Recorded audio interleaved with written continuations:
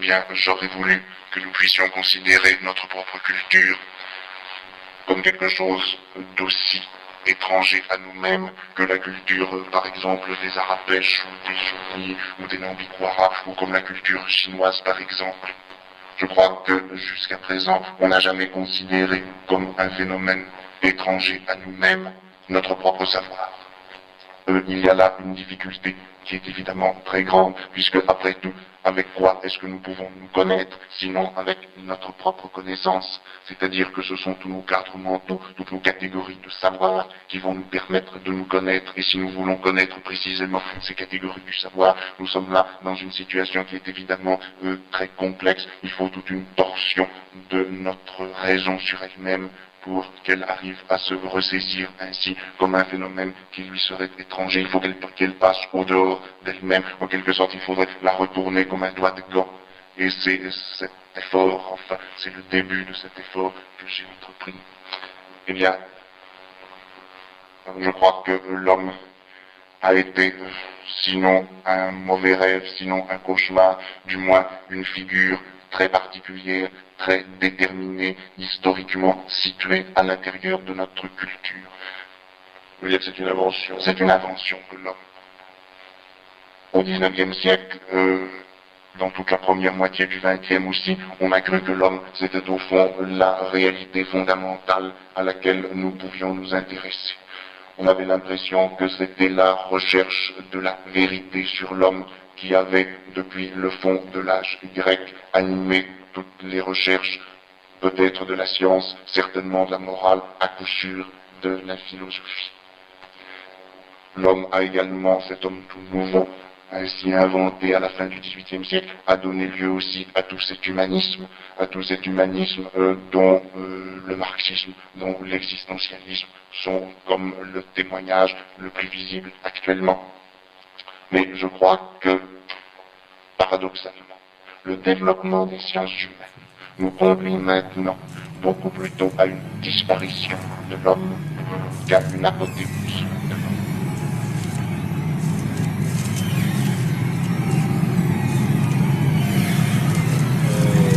Merci à tous d'être venus, encore très très nombreux ce soir. Merci évidemment à Stéphanie Rosa. Alors, d'habitude, je commence en annonçant qu'on ne présente plus Stéphanie Rosa. Je pourrais d'ailleurs commencer comme ça.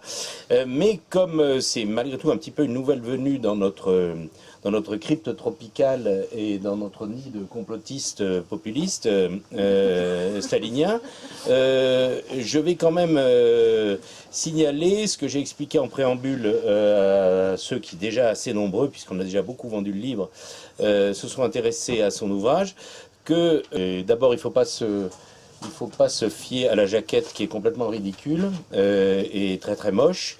Ça reste entre nous, mais le directeur commercial de Fayard m'a confirmé qu'il était d'accord, mais que c'était la directrice éditoriale qui l'avait imposé. Donc, ce qui ne me surprend pas quand on la connaît. Mais bon, je n'en dirai pas plus. Alors, là,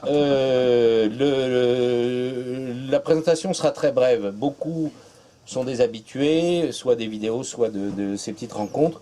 Donc, ce que j'aurais annoncé, c'est la bonne nouvelle.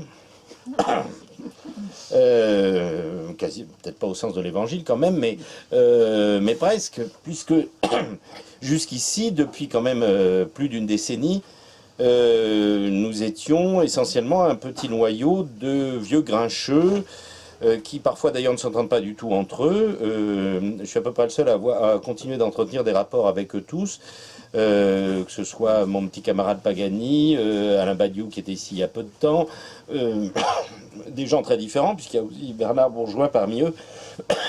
Et j'ai annoncé aux plus jeunes, et vous voyez qu'il y en a quand même pas mal, qu'enfin ils allaient avoir autre chose que des vieux grincheux pour les sortir de l'état de nullité intellectuelle dans lesquels les ont plongés 50 années de maîtres ignorants, les gens dont Stéphanie Rosa, entre autres, va vous parler.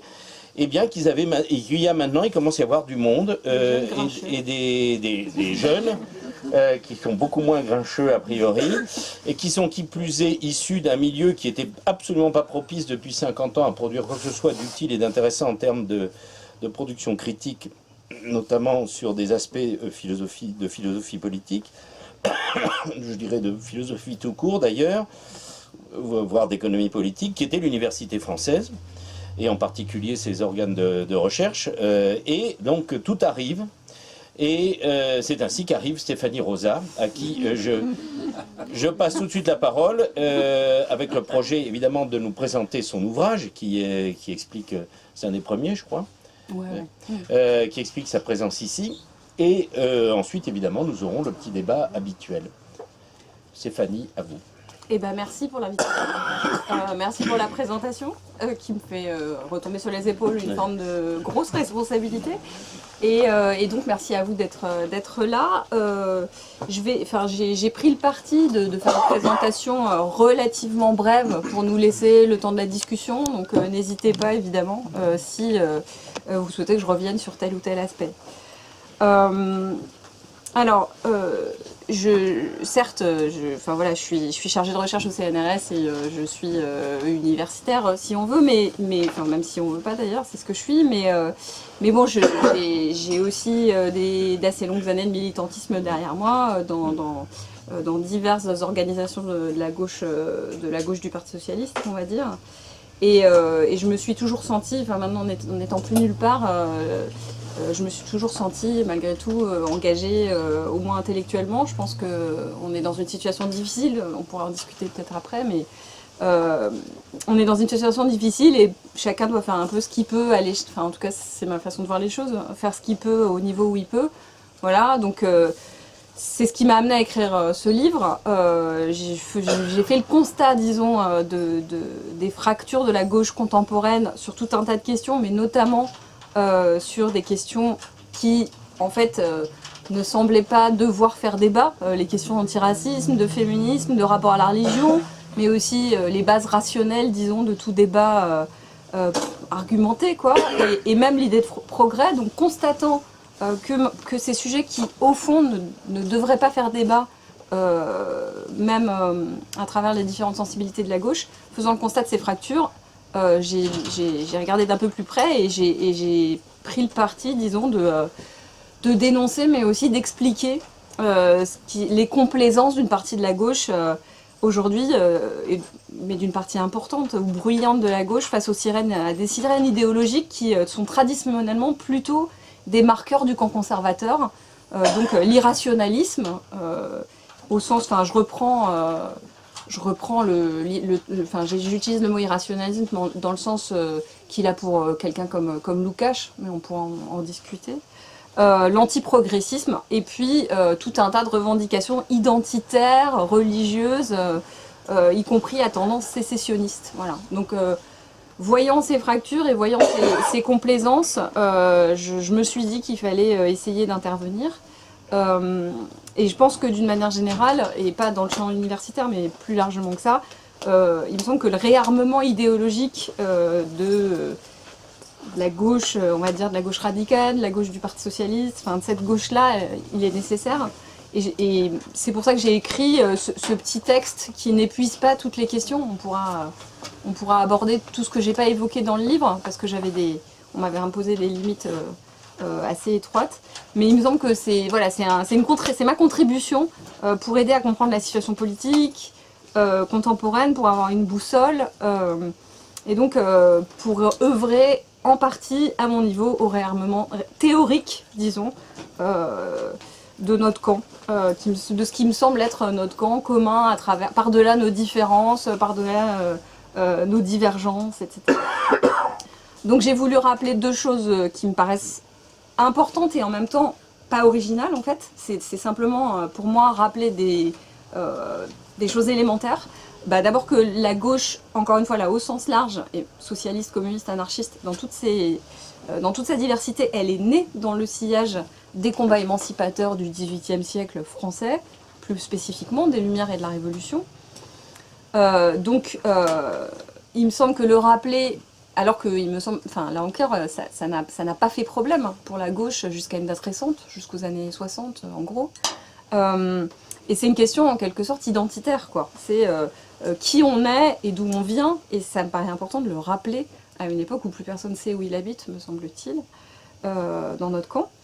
Et j'avais fait remonter l'enquête à la Révolution française. En fait, au début, ce que je voulais faire, c'était un seul gros livre, et les éditeurs n'en ont pas voulu. Je vous raconterai des histoires des censures successives si ça vous intéresse. Mais bref, j'ai fini par couper en deux le livre.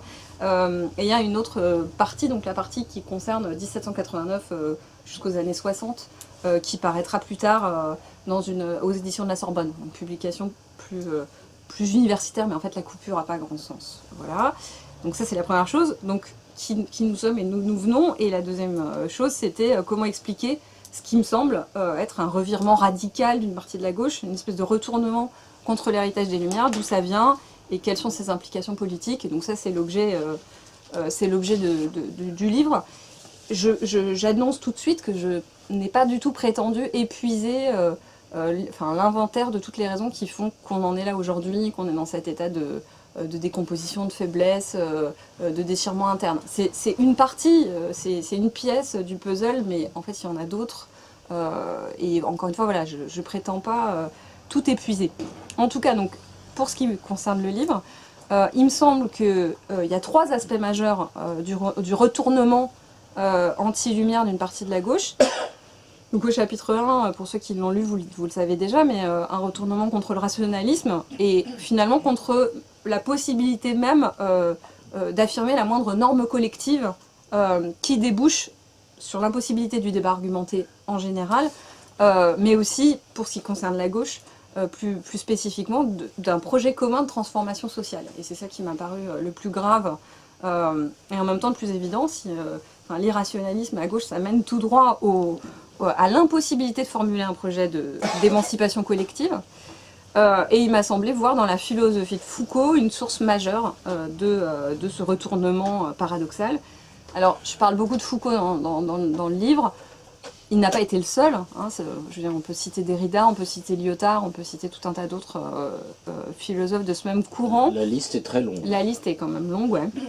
Mais j'ai choisi Foucault parce que, d'une part, il est le plus clair. Alors, être plus clair que Derrida, c'est pas difficile, mais quand même, il est, ou disons, le moins obscur. C'est pas toujours hyper clair, mais quand même.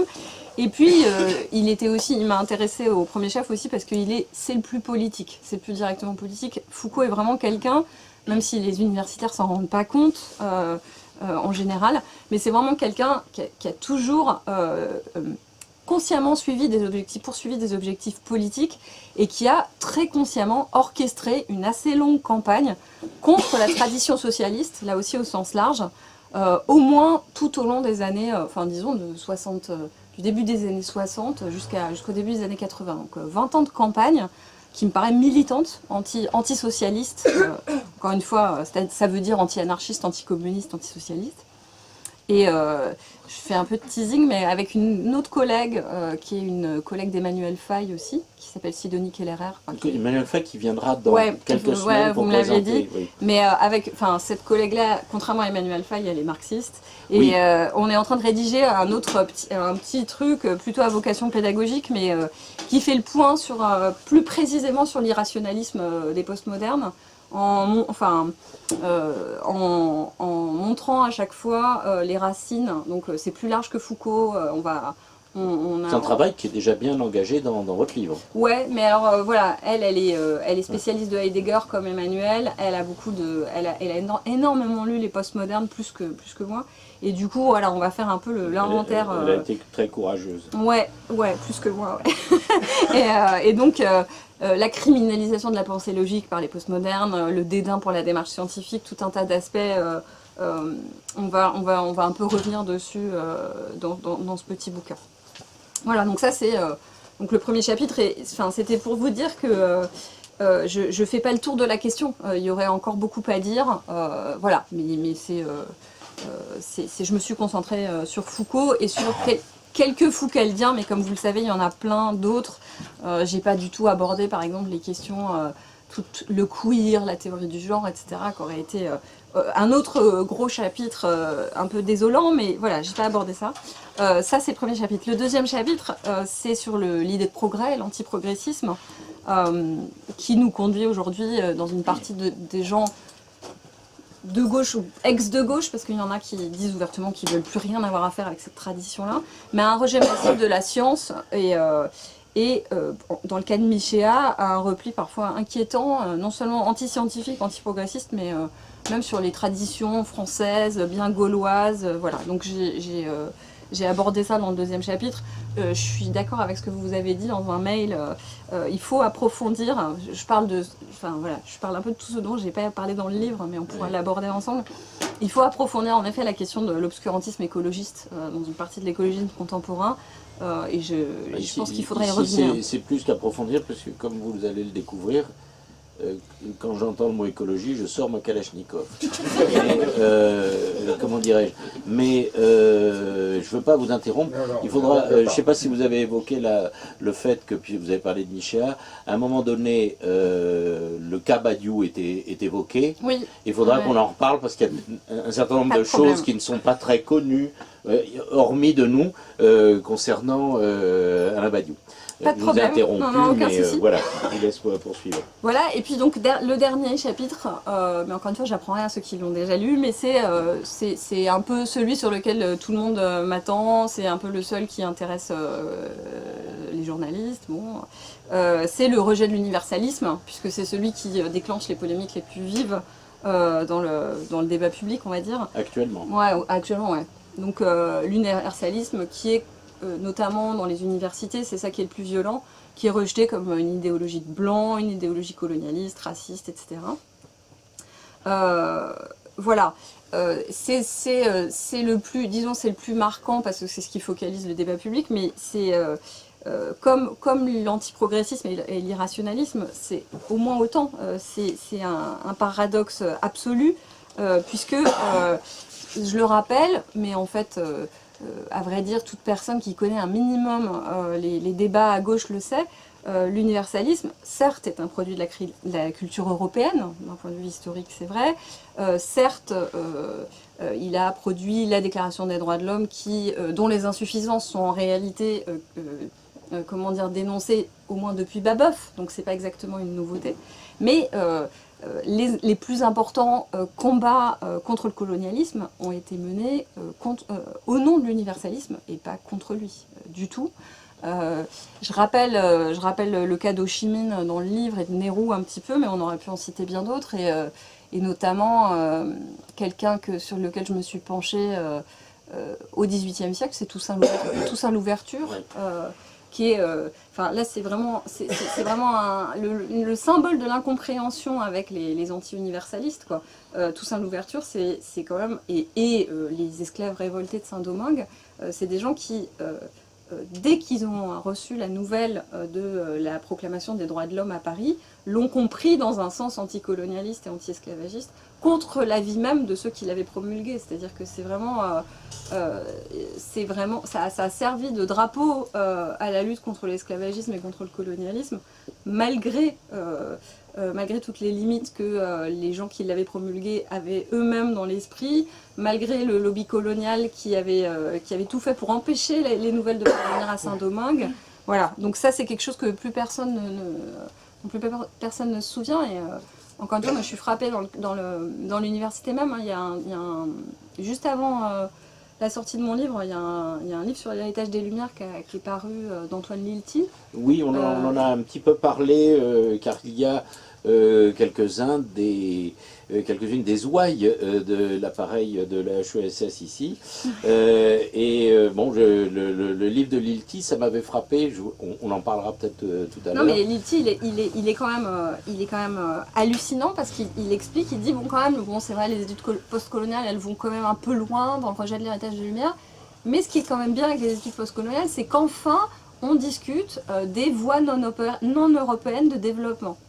Et le type, il est quand même professeur à l'EHESS, il voilà, sait pas... C'est ce qu'on appelle les maîtres ignorants. Il sait pas que dans le marxisme, voilà, on en discute depuis 150 ans. Quoi. Il se coltine des maîtres ignorants depuis que Rancière a formalisé le profil, précisément, et on a déjà eu plusieurs générations. Ça donne les résultats qu'on observe aujourd'hui, y compris Lilti et son bouquin. Bon, On va peut-être pas s'étendre là-dessus. Non, ne nous étendons pas là-dessus. Intérêt. Mais c'est pour dire que c'est quand même, enfin, on a vraiment la mémoire courte, quoi. Et pas seulement en fait dans les milieux militants, mais aussi chez les intellectuels. Voilà, il y a une méconnaissance de la tradition, ce que c'est que l'histoire du mouvement ouvrier, marxiste et non marxiste d'ailleurs. Hein. Plus personne ne sait ça, mais à un point extrêmement surprenant. Et du coup. Ce que je dis a l'air, ce que je dis a l'air super original, mais ça l'est pas du tout en fait. Enfin, d'une certaine manière, je rappelle les fondamentaux et vraiment, je prétends pas forcément faire beaucoup plus que ça. Donc voilà. Donc, d'une part, je rappelle ça, ce qui est juste en fait une évidence historique. C'est pas de l'ordre de l'analyse philosophique de haute volée de rappeler que les combats anticoloniaux l'ont été au nom de l'universalisme et des droits de l'homme, quoi. Et puis le deuxième aspect qui est un peu plus philosophique, un peu plus théorique, j'ai essayé de montrer à partir d'un exemple comment les critiques postcoloniales de l'universalisme puisaient directement leur argumentation dans la pensée conservatrice, voire ultra-conservatrice, en l'occurrence chez Heidegger, dont maintenant on a tous les éléments pour voir à quel point c'est pas seulement un penseur ultra-conservateur, mais directement un penseur nazi. Chez Arendt, et dans sa critique ultra-conservatrice des droits de l'homme, sur lequel il y a un nombre de contresens de faits par des collègues qui est complètement hallucinant. Et puis Foucault, qui lui-même puise l'essentiel de ses arguments chez Nietzsche. Et moi j'ai beaucoup aimé la somme de Losurdo sur Nietzsche, qui vraiment éclaire qui il était, ce qu'il a voulu faire, voilà, ce que personne à l'université ne sait, quoi. Enfin, cela dit, c'est le livre de référence dans le monde entier, hein, le livre de Losurdo. Sauf à l'université en France, je pense, où personne ne l'a lu, personne ne le connaît. Bouvresse, quand vous savez que vous avez eu quelques prédécesseurs relativement connus de l'appareil universitaire. Plus connus que moi, pour l'instant. Il est venu plusieurs fois d'ailleurs, et la dernière fois qu'il est venu, c'était pour nous parler justement, y compris de son ex-condisciple Foucault. Il voit le livre traduit par mon petit camarade Émeric Monville pour Delga.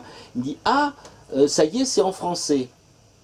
Parce qu'en fait, tous les spécialistes, et il en fait partie de Nietzsche au monde, avaient l'ouvrage, mais en italien. En italien, oui. Puisqu'il n'avait jamais été traduit. C'était juste une petite insiste. Mais cela dit, Bouvresse, moi j'ai discuté avec lui il n'y a pas très longtemps de Nietzsche. Mais lui, c'est pas un anti-rationaliste quand même. Non, pas du tout. Mais en revanche, un bête positiviste logique, mais c'est pas du tout un anti-rationaliste. Oui, mais il a le défaut des universitaires. Enfin, je m'égare, mais pas tant que ça. Ni Heidegger ni Nietzsche ne sont lus par lui au prisme de leur engagement politique. Et c'est vraiment quelque chose qui leur est étranger. Et donc ils comprennent pas ce qu'ils lisent. Bah, c'est ça les positivistes. Voilà. Bref, donc voilà ce que j'ai essayé de faire. J'ai essayé de montrer l'origine ultra-conservatrice des arguments anti-universalistes. En fait, il n'y a pas de spécificité des arguments anti-universalistes, on va dire, de gauche. Hein. C'est vraiment c'est le vieux fond conservateur qui est assez bien expliqué aussi d'un point de vue théorique, vraiment, par Sternel dans Les Anti-Lumières. Le livre est pas très... Il a des défauts, ce livre, mais... Oui, il a beaucoup de défauts. Mais quand même, il identifie bien le noyau argumentatif théorique des anti-lumières depuis 1789, et même un petit peu avant, parce qu'il y a Herder. Et en fait, c'est une longue tradition qui court jusqu'à aujourd'hui, mais dont les anti-universalistes de gauche n'ont pas d'originalité théorique sur ce plan-là. C'est vraiment c'est des épigones, quoi, de la pensée conservatrice. Le problème des livres de Sternel, c'est les conclusions. Oui, non, mais après, oui, bien sûr, c'est un social-démocrate, mais après, mais ça c'est sur le plan politique, mais cela dit, il est quand même... Ah oui, mais le travail de recherche historiographique et idéologique... et il n'a pas le défaut de ne pas comprendre les implications politiques de la théorie, ce qui est quand même une sacrée qualité, je trouve. Il ne les comprend pas, je ne sais pas, ou en tout cas... Si, enfin justement, c'est ce que je veux dire, il les comprend mieux... Il les interprète d'une manière assez curieuse. En tout cas, j'ai pris un illustre inconnu en France, pour exemple, Talal Assad. Je suis à peu près sûre que personne n'en avait entendu parler. C'est pas par une sorte de manie personnelle, voilà, mais c'est simplement qu'en fait, chez les anti-universalistes, chez les intersectionnels, les post-coloniaux, etc., on a du mal à trouver un contenu théorique un peu consistant. La plupart du temps, si vous regardez par exemple le pamphlet de comment elle s'appelle, de Françoise Vergès, il y a il y a très peu d'arguments, c'est indigent, sans mauvais jeu de mots. C'est vraiment des imprécations contre les blancs, des revendications creuses de nouveautés, et beaucoup de poudre aux yeux. Et en fait, quand on essaye de comprendre ce qu'il y a derrière ces grandes proclamations, mais il n'y a rien du tout, il n'y a pas vraiment d'arguments. Voilà. Et donc parfois elle s'appuie sur certains textes, et quand on va voir les textes, on se rend compte que ces textes-là eux-mêmes sont complètement foireux d'un point de vue méthodologique, sont très faibles et tout. Sauf que et comme les gens vont pas lire les textes, du coup Françoise Vergès dit « Ah mais Elsa Dorlin a prouvé que », mais Elsa Dorlin elle l'a pas prouvé, mais comme les gens vont pas aller vérifier les sources, ça marche comme ça, et de fil en aiguille, on finit par croire... Entre parenthèses, c'était déjà la méthode formatée par Foucault. C'est typique, oui, c'est très Foucault. Typiquement la méthode Foucault, ça. Oui, Foucault qui sélectionne dans les archives les choses qui vont dans son sens, qui laisse complètement tomber tout ce qui ne va pas dans son sens, mais comme les gens ne vont pas aller aux archives, et puis effectivement les cotes qu'il cite, c'est effectivement ça correspond vraiment à quelque chose, et du coup ça marche. Voilà. Donc voilà pourquoi j'ai choisi Talal Assad, qui n'est pas intéressant en lui-même, mais qui est le seul ou à peu près un des seuls, qui va vraiment essayer d'argumenter, et son argumentation contre les droits de l'homme, et comme par hasard, il va chercher chez Arendt, qui va chercher chez Burke. Il y a vraiment il y a une filiation qui est indiquée par l'auteur lui-même. Voilà, donc je vais pas m'étendre plus parce que je voudrais vraiment laisser la place à la discussion, mais ce que j'ai voulu faire, c'est vraiment un réservoir d'arguments et d'analyses à l'usage, en gros, des militants de la gauche progressiste, rationaliste et universaliste. J'ai voulu aider à ma façon pour que chacun puisse répondre sur le fond à ces critiques, parce que je constate que disons, ce mouvement idéologique suscite souvent de la gêne, de l'inconfort. Les gens ne sont pas forcément d'accord, mais c'est pas forcément facile de résister à la pression. Une fois qu'on s'est fait traiter de raciste, c'est quand même un peu compliqué de contre-argumenter. Alors que, justement, moi je pense qu'il faut vraiment être à l'aise dans la mesure où les gens qui traitent la gauche universaliste de colonialiste et de raciste, c'est des gens qui n'ont été chercher leurs arguments qu'à l'extrême droite. Donc si quelqu'un doit avoir honte, c'est pas nous, quoi. Voilà, donc j'ai voulu un peu montrer ça. Je pense qu'on ne pourra pas reconstruire une alternative émancipatrice sans un fond théorique commun et solide, qu'on a besoin d'une théorie claire. Et je fais le pari de la propagation de la connaissance. Je ne sais pas si c'est un pari risqué ou pas.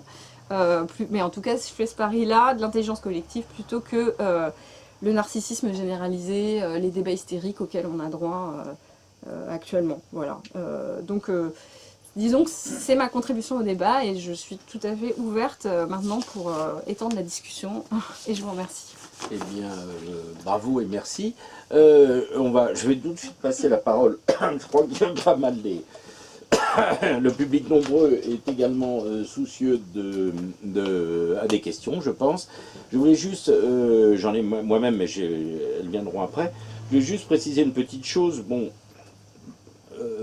non pas relativiser, puisque je suis, Dieu sait, en accord total avec tout ce que vient de dire Stéphanie Rosset et tout ce qu'elle a écrit dans son livre, comme je l'ai déjà dit à beaucoup d'entre vous. Il y a une chose dont il faut prendre la mesure, parce qu'il y a maintenant quand même quelques décennies qui sont écoulées, et moi je fais partie de ceux qui les ont vécues, c'est que les gens dont on parle étaient quand même des gens extrêmement brillants. Je parlais par exemple de Foucault et de Derrida. Et là, le problème, ils avaient eu des maîtres non ignorants, eux.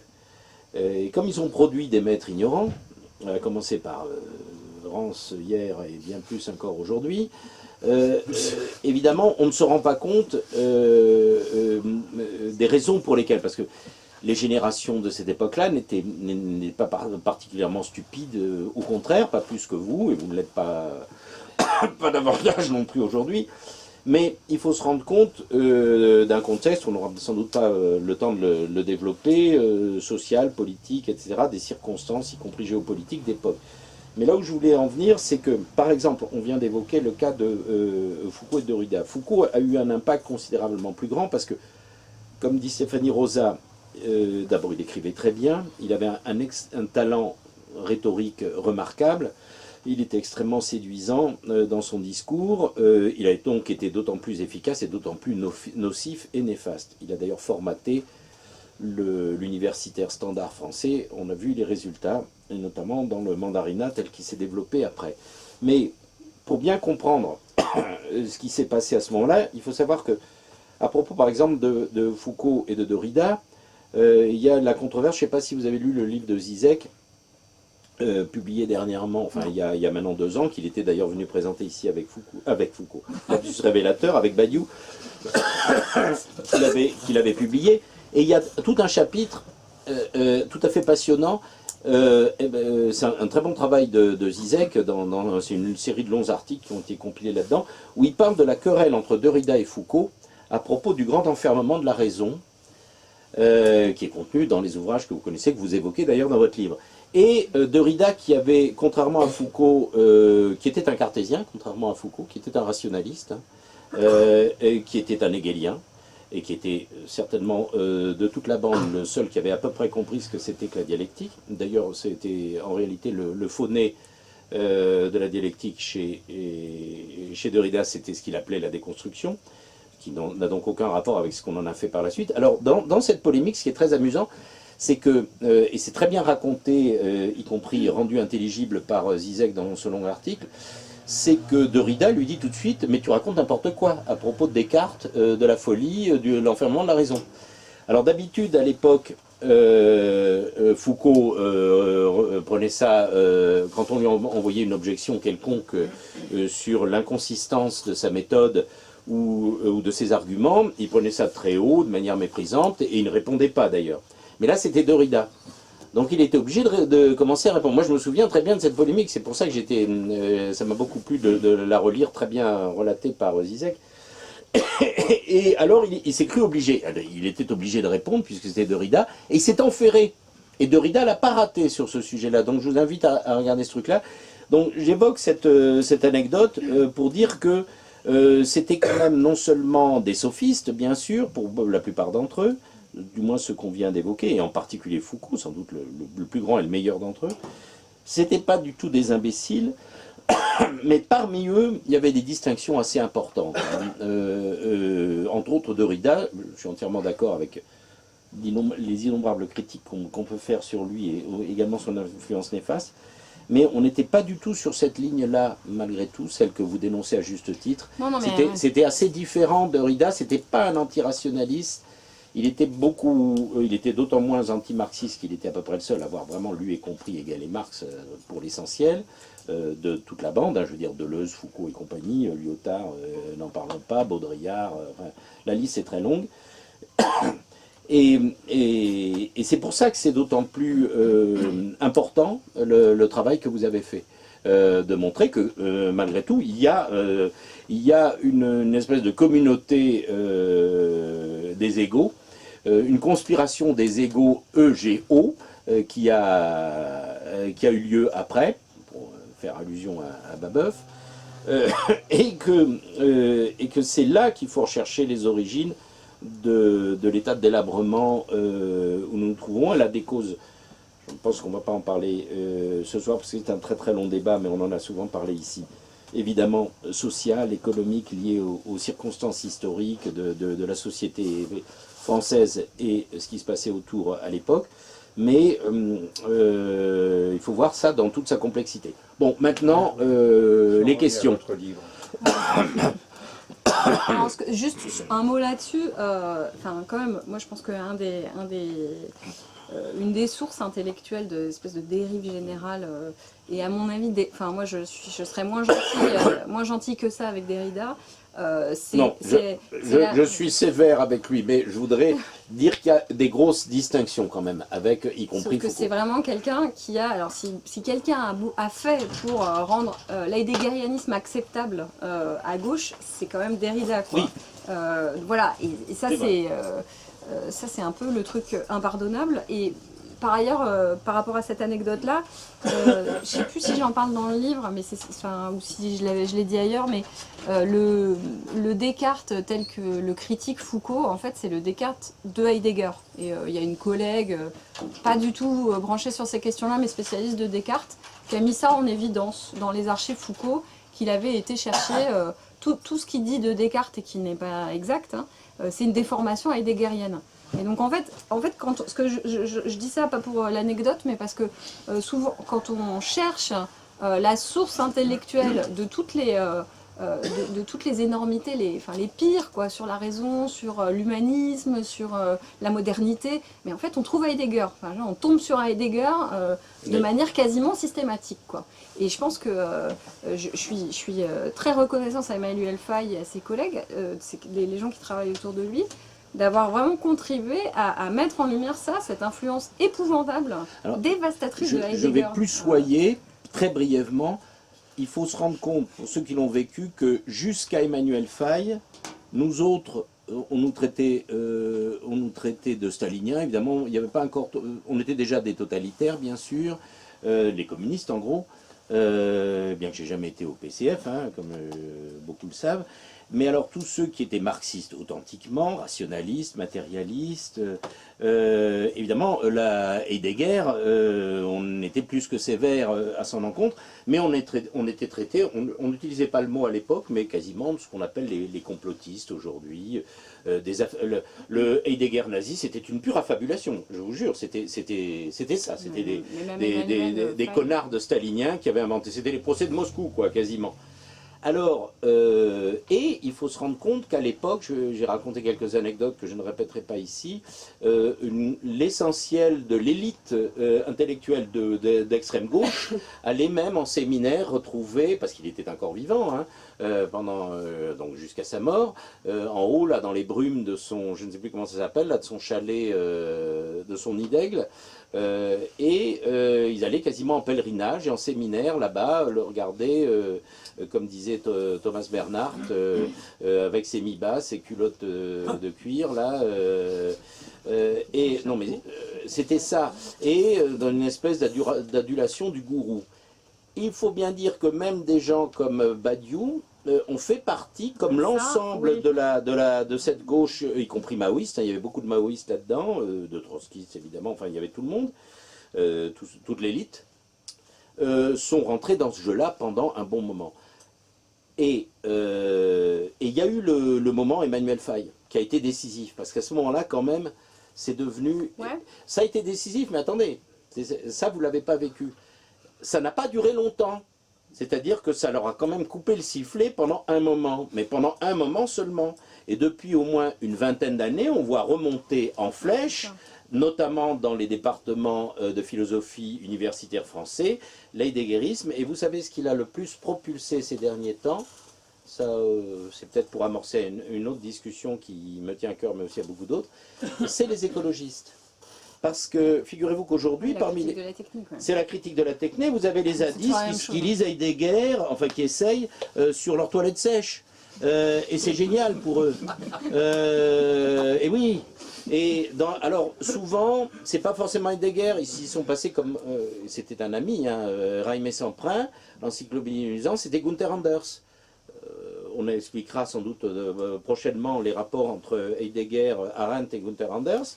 C'est le trio bourgeois classique, entre parenthèses, donc c'est quasiment de la comédie de boulevard, mais c'était pris très au sérieux. Alors ce pauvre Gunther Anders, lui, avait pris quand même ses distances par rapport à Heidegger, mais il était parti dans une espèce de truc complètement illuminé.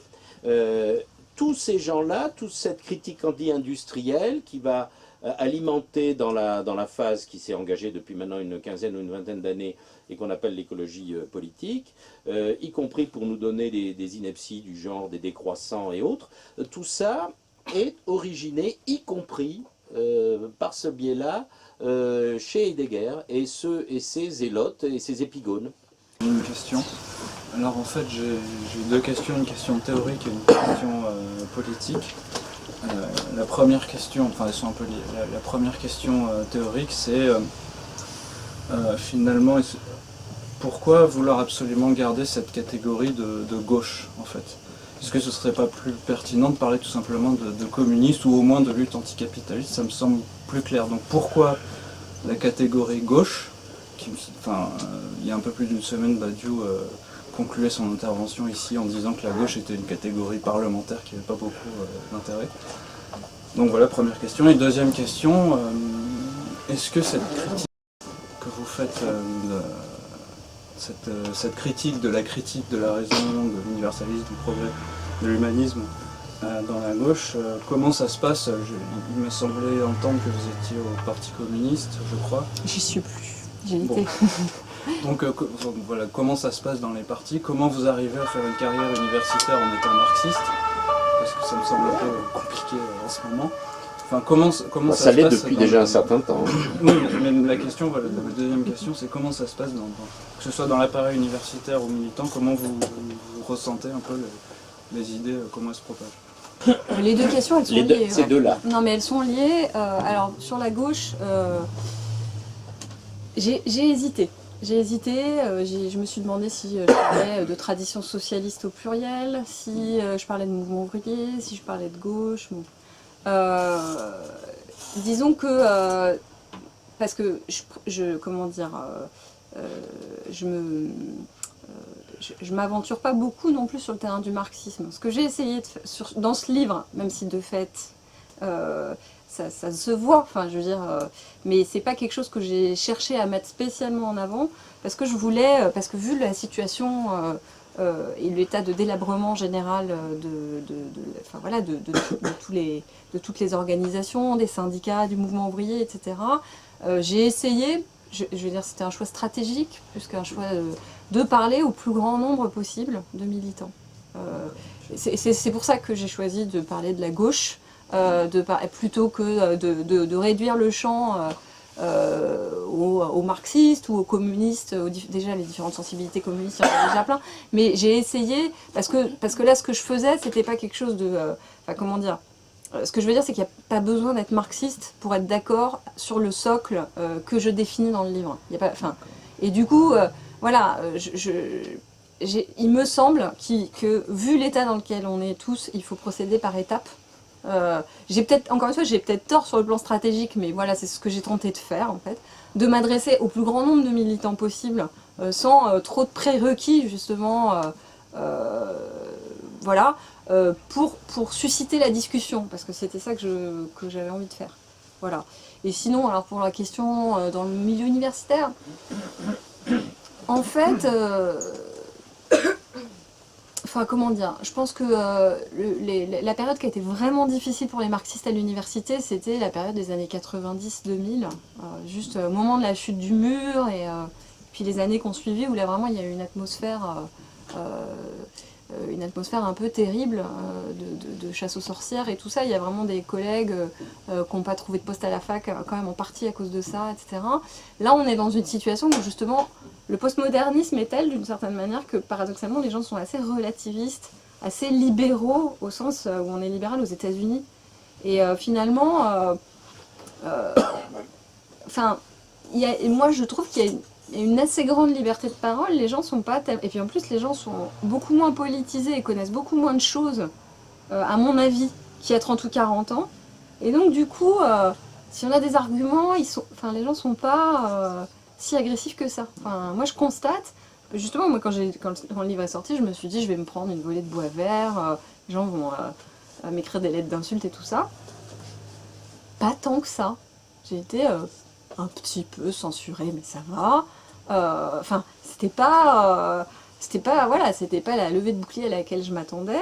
Le livre d'Emmanuel sur Heidegger a suscité une réaction beaucoup plus épidermique et agressive, paradoxalement. Et je pense que c'est aussi parce que justement, j'ai tellement bien spécifié que ça s'adressait à la gauche, c'était une femme de gauche qui s'adressait aux gens de gauche, etc. Les gens étaient un peu neutralisés. Les gens de gauche, ils pouvaient pas me traiter de...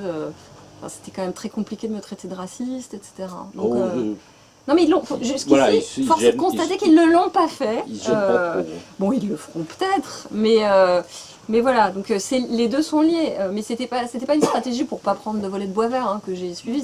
À la base, c'était pas ça mon problème. Mais ça a eu ça comme effet collatéral. Ça n'a pas été jusqu'ici, mais ça n'a pas été si dur que ça. Alors, est-ce qu'il y a d'autres questions? Moi j'en ai, mais il y en a... non? Oui? Vous avez parlé ce soir essentiellement du canal Heidegger plutôt Arendt. Dans votre livre, vous abordez aussi un autre canal qui a eu lieu avant la Seconde Guerre mondiale, qui me semble aussi assez intéressant. Parce que de ce que j'ai eu l'impression, ça a été un peu plus ou moins une forme de soufflet retombé, et ensuite qui a regrossi. Ouais. Voilà, un C'est peu ça, l'impression que j'ai eue en lisant le livre. Complètement, ouais. Et alors ça, c'est la première question, est-ce que vous pouvez parler un petit peu plus de ce premier courant? Et ensuite, je pense que si ça a eu un tel... Parce que moi, l'impression que j'ai en étant jeune, c'est déjà d'une que j'ai grandi dans cette atmosphère-là, ça a été une gangue idéologique. Hein. Arriver ici, ça a été un effort. Moi, quand j'ai voulu me politiser, j'ai écouté Onfray, je suis allé vers Nietzsche, j'ai écouté à tout. Hein. Que les choses soient claires. Non, mais si vous voulez, au bout d'un moment, à tourner là-dedans, on finit par comprendre les inconséquences et les incohérences de quelque chose qui au début est très séduisant. Et ça demande beaucoup d'efforts finalement, surtout quand on n'a aucune formation littéraire, philosophique, voilà. Et donc la deuxième question, c'est plutôt, j'ai eu l'impression que ça a emmené toute une génération.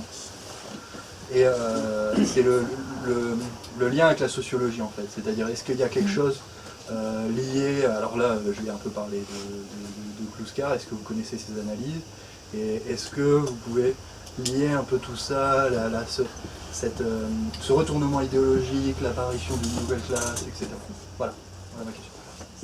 Ouais. Alors, non, mais je vous remercie de cette question parce que Nietzsche, c'est vraiment, c'est un point très important, effectivement. Heidegger, c'est plus récent, mais Nietzsche est peut-être encore plus important d'une certaine manière parce que, en effet, d'une part, c'est vraiment, contrairement à Heidegger, qui est lui franchement un nazi, mais Nietzsche, c'est vraiment un antisocialiste, c'est vraiment le fil conducteur de sa pensée. Et là-dessus, je suis complètement d'accord avec le Zurdo. Qui lui-même en fait prolonge les intuitions de Lukács, mais je pense que... Enfin, il en fait surtout la démonstration, voilà, preuve à l'appui, documents, et là-dessus, moi je suis d'accord. Mais ce qui est quand même, ce qu'il faut que nous on retienne, parce que on ne doit pas être juste dans le rejet de tous ces courants-là. C'est pas que je les rejette pas, mais il faut aussi comprendre effectivement pourquoi on en est là et quels sont... Je veux dire, si la gauche traditionnelle, si le communisme, si on avait été nickel, on n'en serait pas là, quoi. Hein. Donc, pour le dire de façon simple, et il se trouve que le nietzschéisme, c'est quand même, depuis la fin du 19e siècle, l'idéologie vers laquelle vont des militants qui, qui constatent certaines insuffisances, certains dogmatismes, certaines impasses des grands partis ouvriers. Parce que les premiers Nietzschéens, alors ça j'en parle...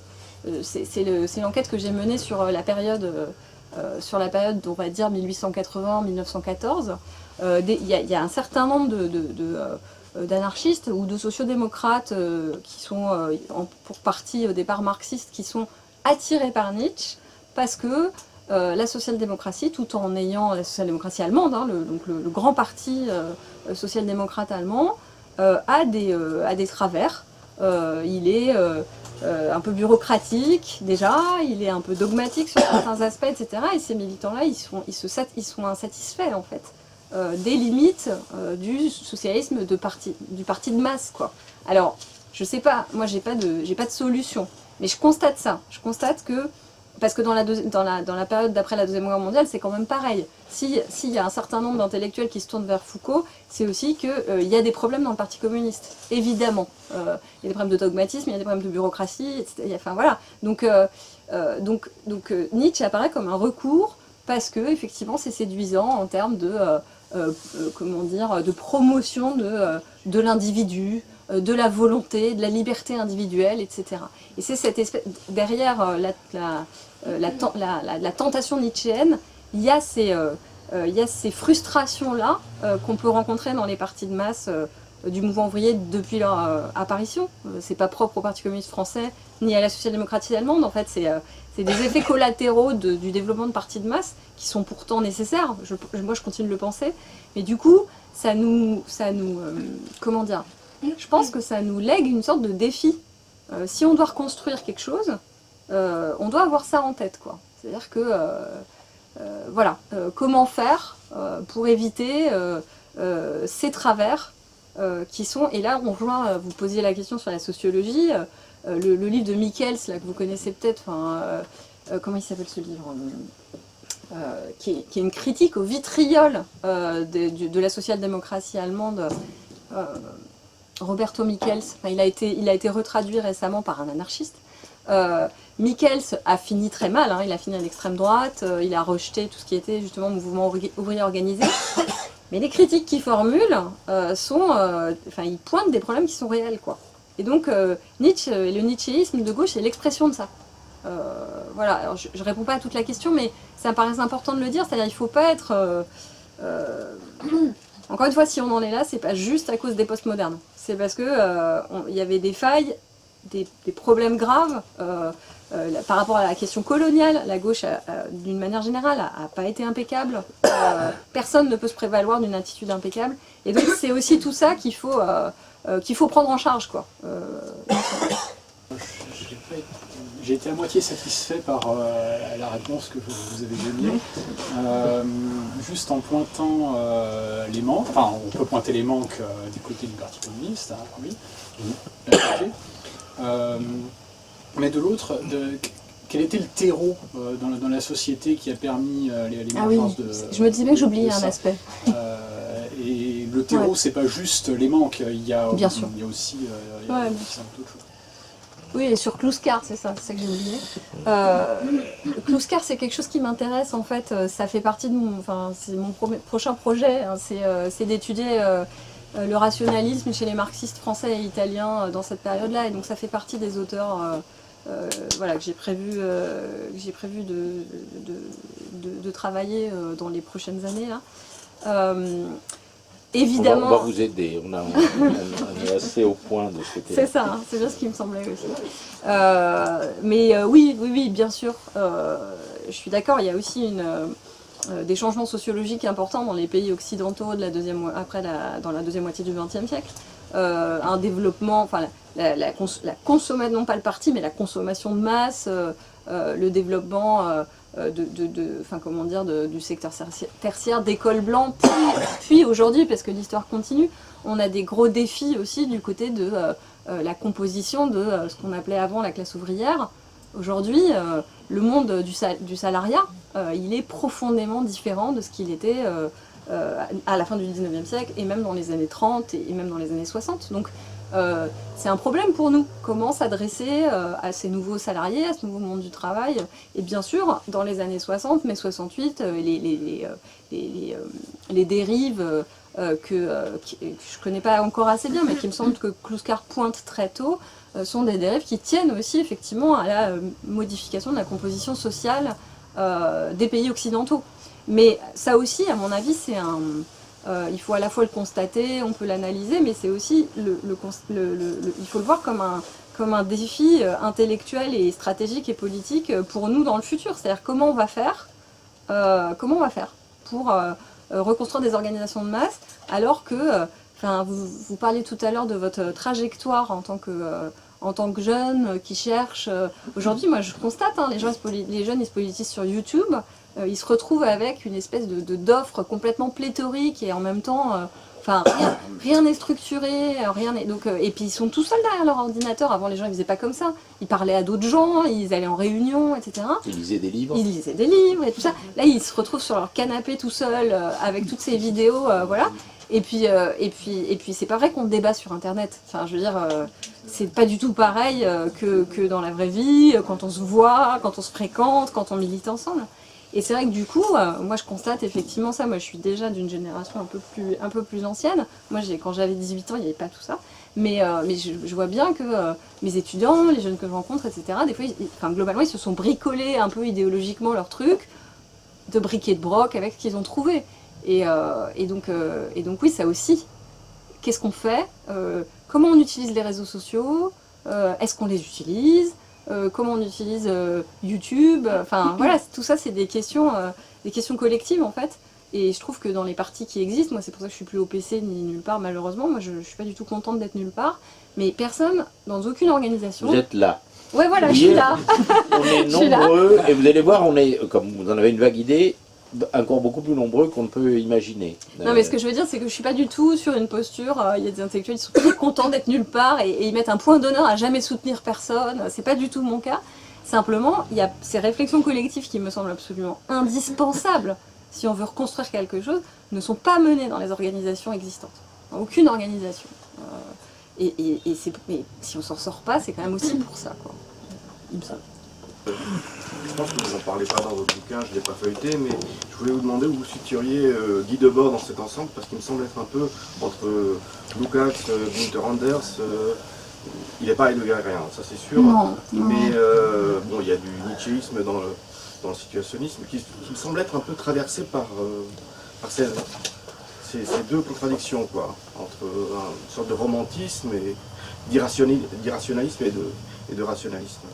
Ah, il est très rationaliste Debord, hein, détrompe-toi. Il n'est pas du tout heideggerien, il est très hegelien, très marxiste. Il ne correspond pas du tout au tableau que tu viens de brosser. Non, il a beaucoup de travers, mais je l'évoque souvent en parallèle avec Kluskar. Donc je suis curieux d'entendre ce qu'en pense Stéphanie Rosa. Ils ont œuvré à peu près à la même époque, hein, il faut s'en souvenir, dans des contextes complètement différents et de manière complètement différente, mais ils portent tous les deux effectivement une critique parallèle du même phénomène et ils l'interprètent tous les deux en marxiste. Ouais, c'est vrai. Alors là aussi, c'est quelque chose que c'est plutôt un plan de un plan de travail pour les mois à venir pour moi, parce que je connais un peu, mais je connais pas très bien Debord. C'est justement les rationalistes marxistes de cette période-là. Je les connais pas très bien. Maintenant, je suis d'accord, hein, c'est plutôt, c'est pas du tout irrationaliste, c'est pas du tout non plus anti-universaliste. Hein, les situationnistes, ils ont écrit des tracts au moment de la guerre d'Algérie qui sont tout à fait clairs là-dessus, sur l'héritage universaliste. Bon. Après, Guy Debord, son projet, il y a un lien étroit avec. C'est un projet qui a une composante esthétique très importante. Absolument. Voilà, et donc du coup, c'est moins directement, mais il me semble que Kluskar, mais encore une fois, je ne connais pas suffisamment près, hein, c'est plutôt des intuitions que j'ai. Il me semble que Kluskar est quelqu'un qui a des préoccupations plus directement politiques, organisationnelles, etc., que Guy Debord. Donc il m'intéresse moins directement, même s'il faudra que j'aille sans doute y regarder de plus près. Guy Debord, je confirme tout ce que vous venez de dire. Guy Debord, je connais assez bien cet aspect des choses, pour toutes sortes de raisons. Guy Debord, comme les situs, mais enfin les situs, la plupart n'avaient pas beaucoup d'intérêt à part lui, se voyaient quand même comme la continuation des surréalistes. C'est ça, voilà. Avec les mêmes impasses politiques, la même... Autant c'est un rationaliste qui a beaucoup lu et compris et Hegel et Marx, autant il a une conscience politique de puéril, complètement d'ado prépubère. Donc, parce que c'est son côté artiste, on va dire. Romantique, vous évoquez souvent le romantisme. Tiens, j'aimerais que vous en parliez un petit peu de ça. De ce que vous appelez le romantisme et les dégâts qu'il fait encore aujourd'hui. Vous savez que Losurdo y a consacré un ouvrage sur l'apolitisme de l'époque de Hegel. Ça vous intéressera beaucoup. Complètement. Il y a le romantisme, en fait, enfin, les gens connaissent en général le théâtre romantique ou les peintures, mais en fait, c'est un mouvement politique extrêmement important. C'est une des premières formes de la réaction contre-révolutionnaire, en fait. Le romantisme, il se développe essentiellement en Allemagne après la Révolution française. Enfin, il prend vraiment son essor comme une réaction à la Révolution. Et comme aussi une manière, les romantiques, je parle du romantisme politique, hein, ce que cherchent à faire les romantiques, c'est à construire l'identité allemande en miroir inversé de l'identité française.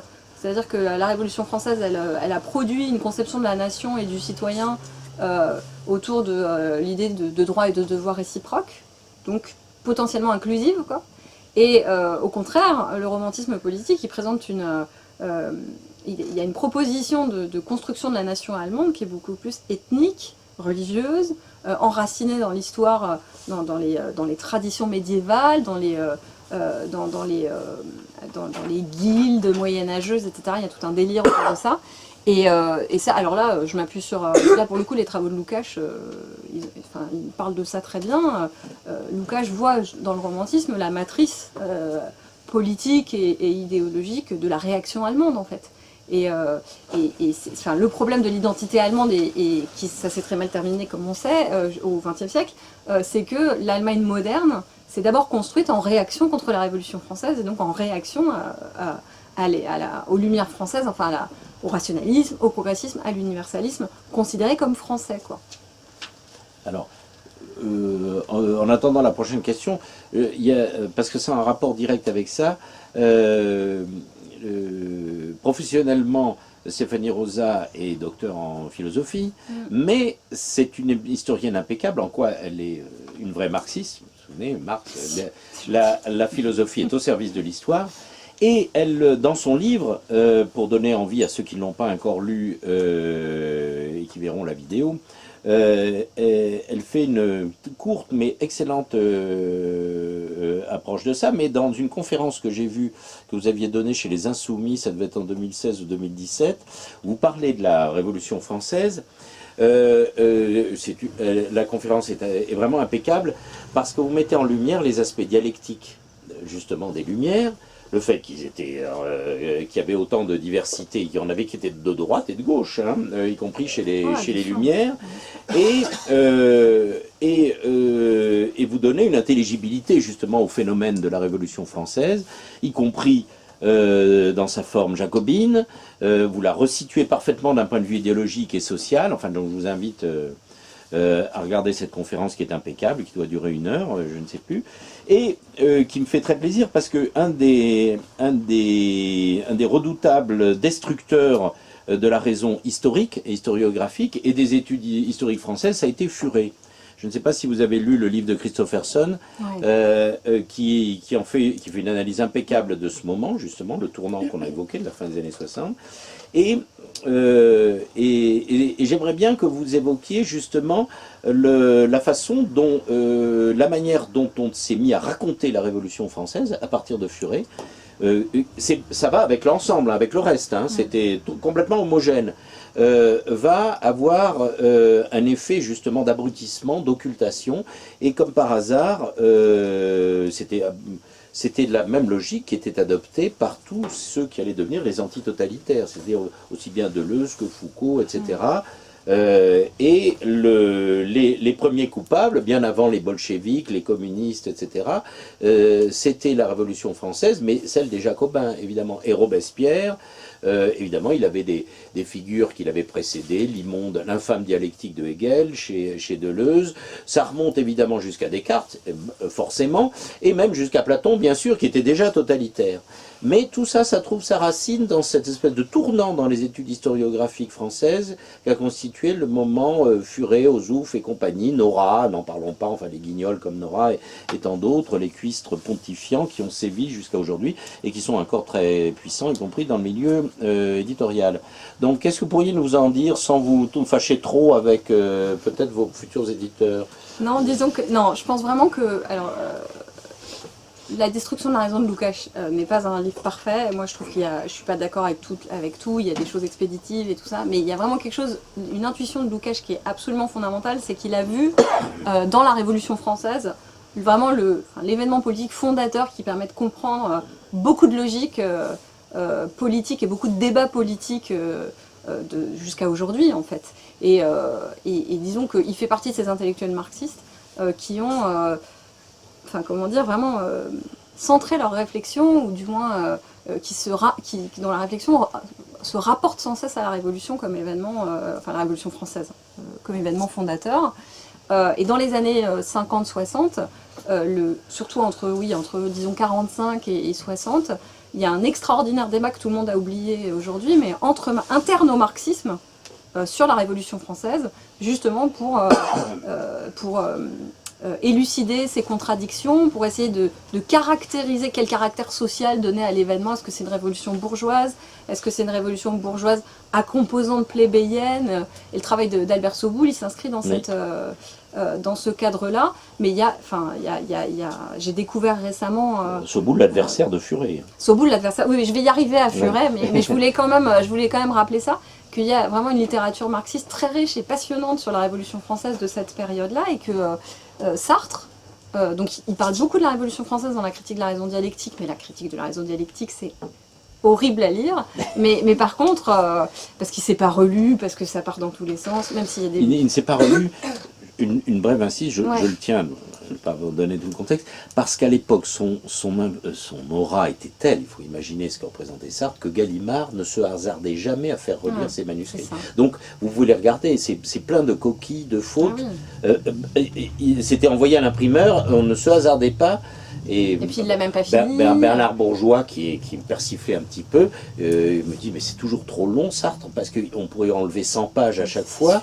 Mais il explique, en dépit de toutes ses qualités, parce que justement, l'éditeur Gallimard, pour ne pas le nommer, n'osait surtout pas se hasarder à faire relire le maître, ou à lui recommander quelques coupes que ce soit. Et puis parce qu'il est créé sous amphétamine aussi.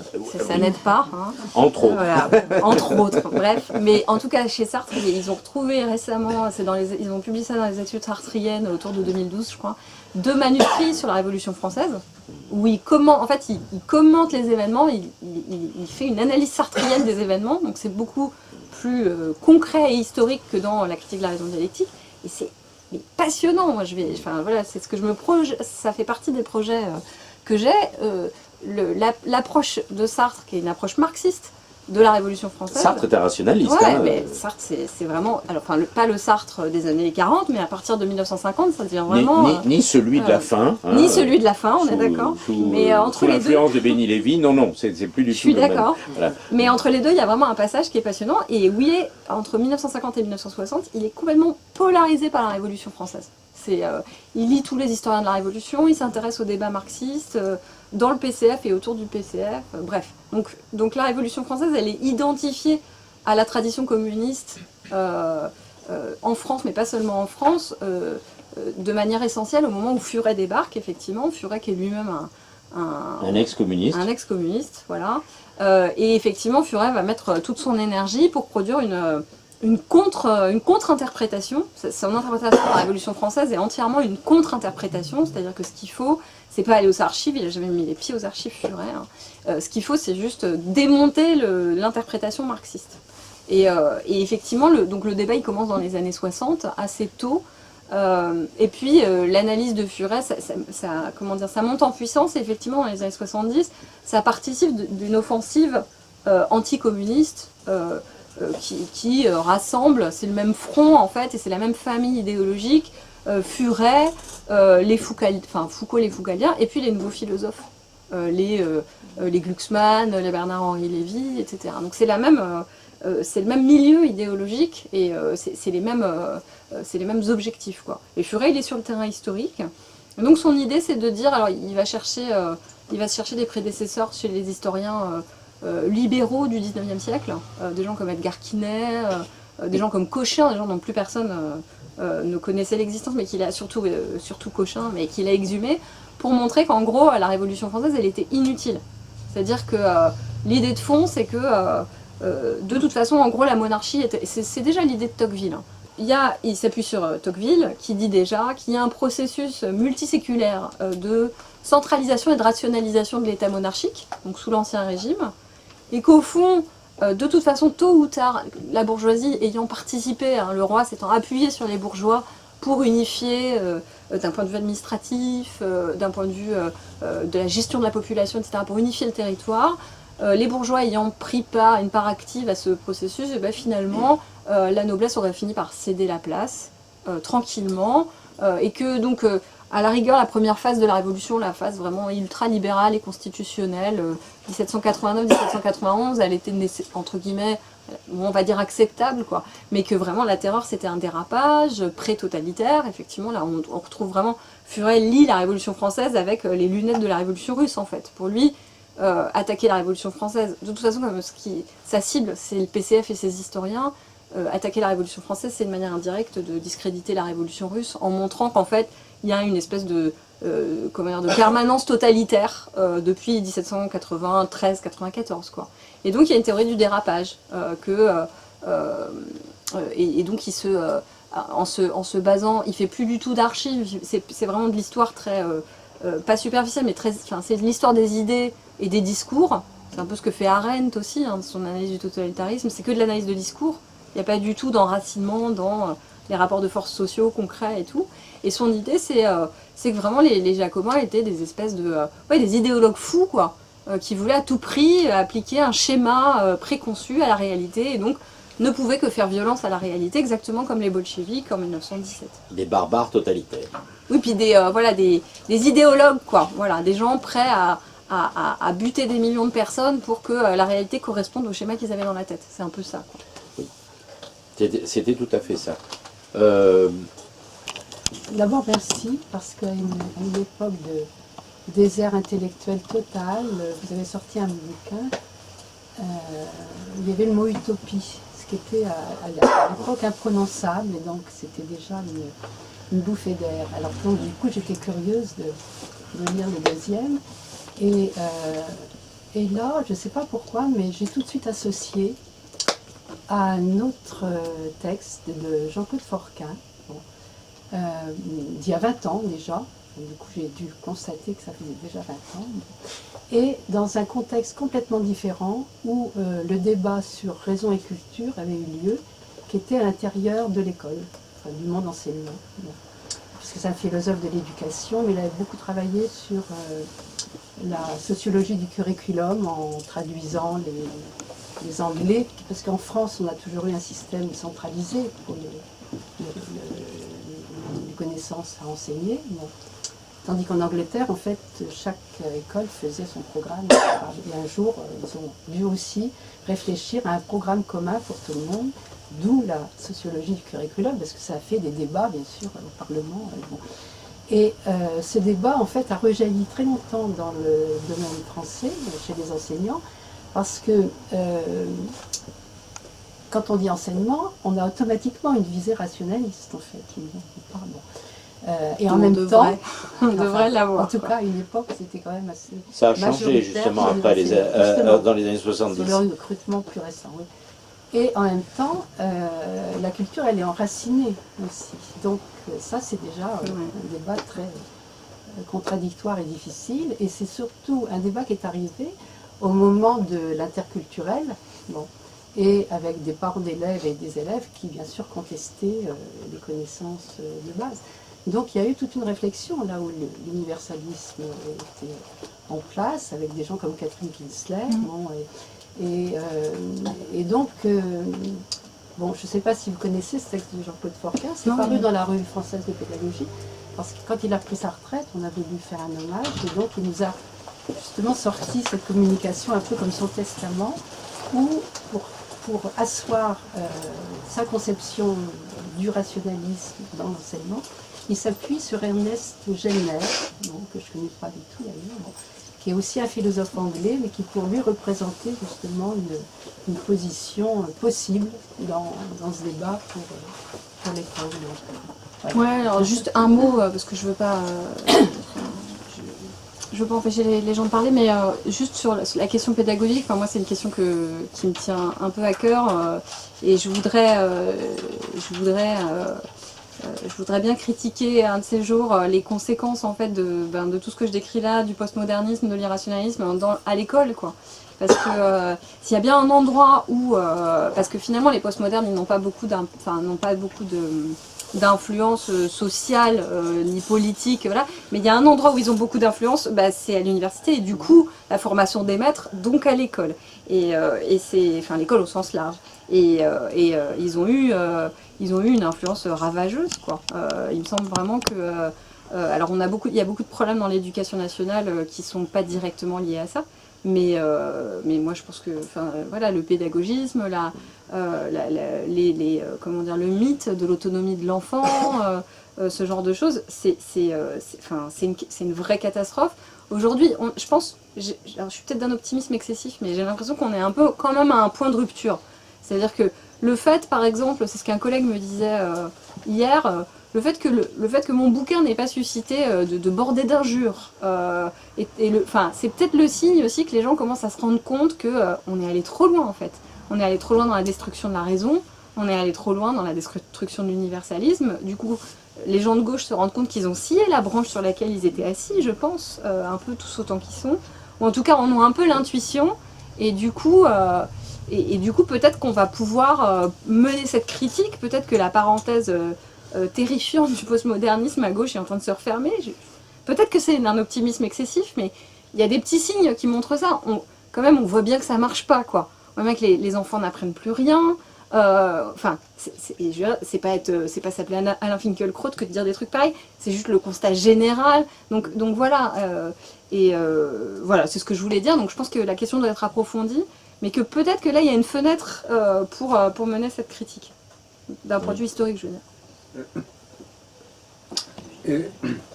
Je voudrais que vous me disiez ce que vous pensez du courant qu'on appelle l'ultramodernisme, qui me paraît très intéressant parce que c'est au nom de la raison, au nom des Lumières, au nom de la science, enfin, au nom de tout cela,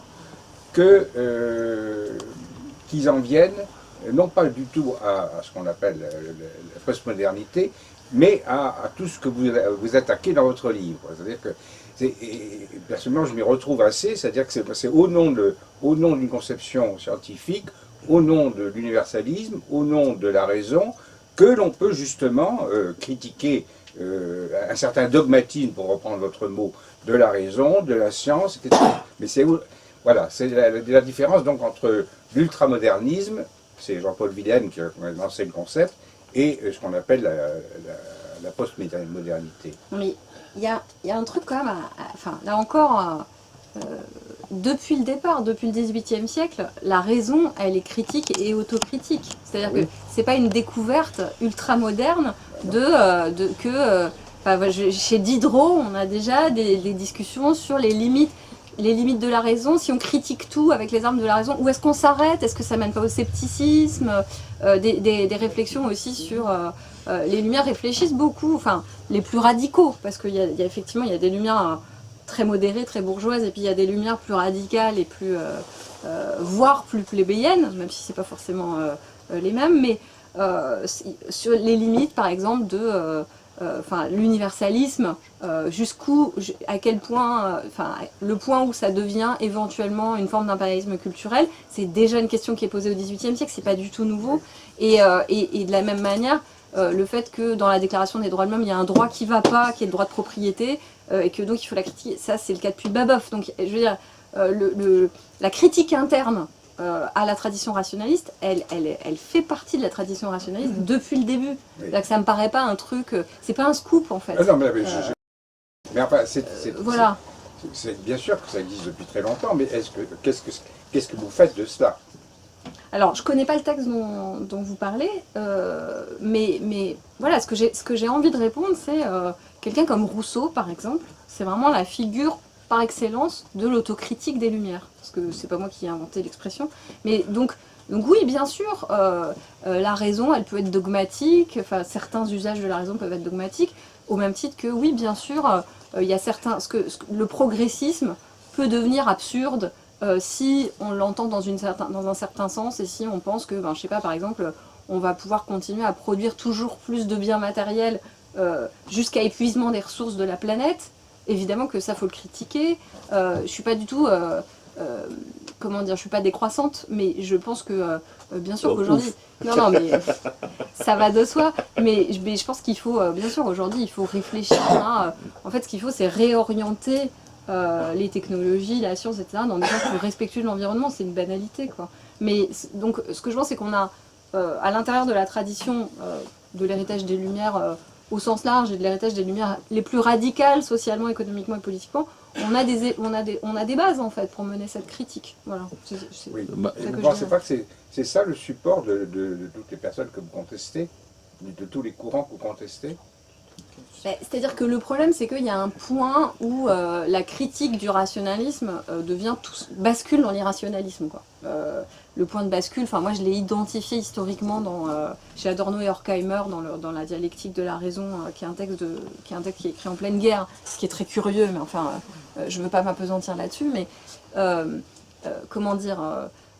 quand Foucault il dit c'est la raison qui est despotique, c'est pas certains usages, mais en fait non seulement il bascule dans l'irrationalisme, au sens strict, et puis on tombe dans le paradoxe. Parce que dans ce cas-là, si la raison est despotique, si les connexions logiques, comme dit Adorno et Horkheimer, sont porteuses de hiérarchie et de contraintes, dans ce cas-là, tais-toi. Parce qu'on peut plus, tenir aucun discours, en fait. Donc, de la même manière que, Enfin, Foucault, c'est quelqu'un qui sait plus, mais c'est que des paradoxes comme ça, qui sait plus à dire, ah oui, non, mais l'auteur, ça n'existe pas. Dans ce cas-là, pourquoi tu signes tes livres? Et c'est que comme ça, des postures auto-contradictoires, paradoxales. C'est-à-dire qu'ils ont poussé la critique jusqu'au point où on ne peut plus rien dire et on ne peut plus échanger non plus. Parce que si les arguments rationnels sont des volontés de puissance déguisées, on ne peut plus se parler non plus. Donc voilà, donc il y a une limite. Ils sont allés au-delà de cette limite, mais au-delà de cette limite, il n'y a que de la contradiction, il n'y a plus de pensée en fait. Mais ça m'inspire une réflexion, ce que vient de dire M. Ouzio, c'est qu'il y a un exemple assez typique. Bon, en fait, ça existe depuis les débuts du rationalisme, puisque le débat qu'on évoque date bien avant les Lumières, c'est le débat entre Descartes et Pascal.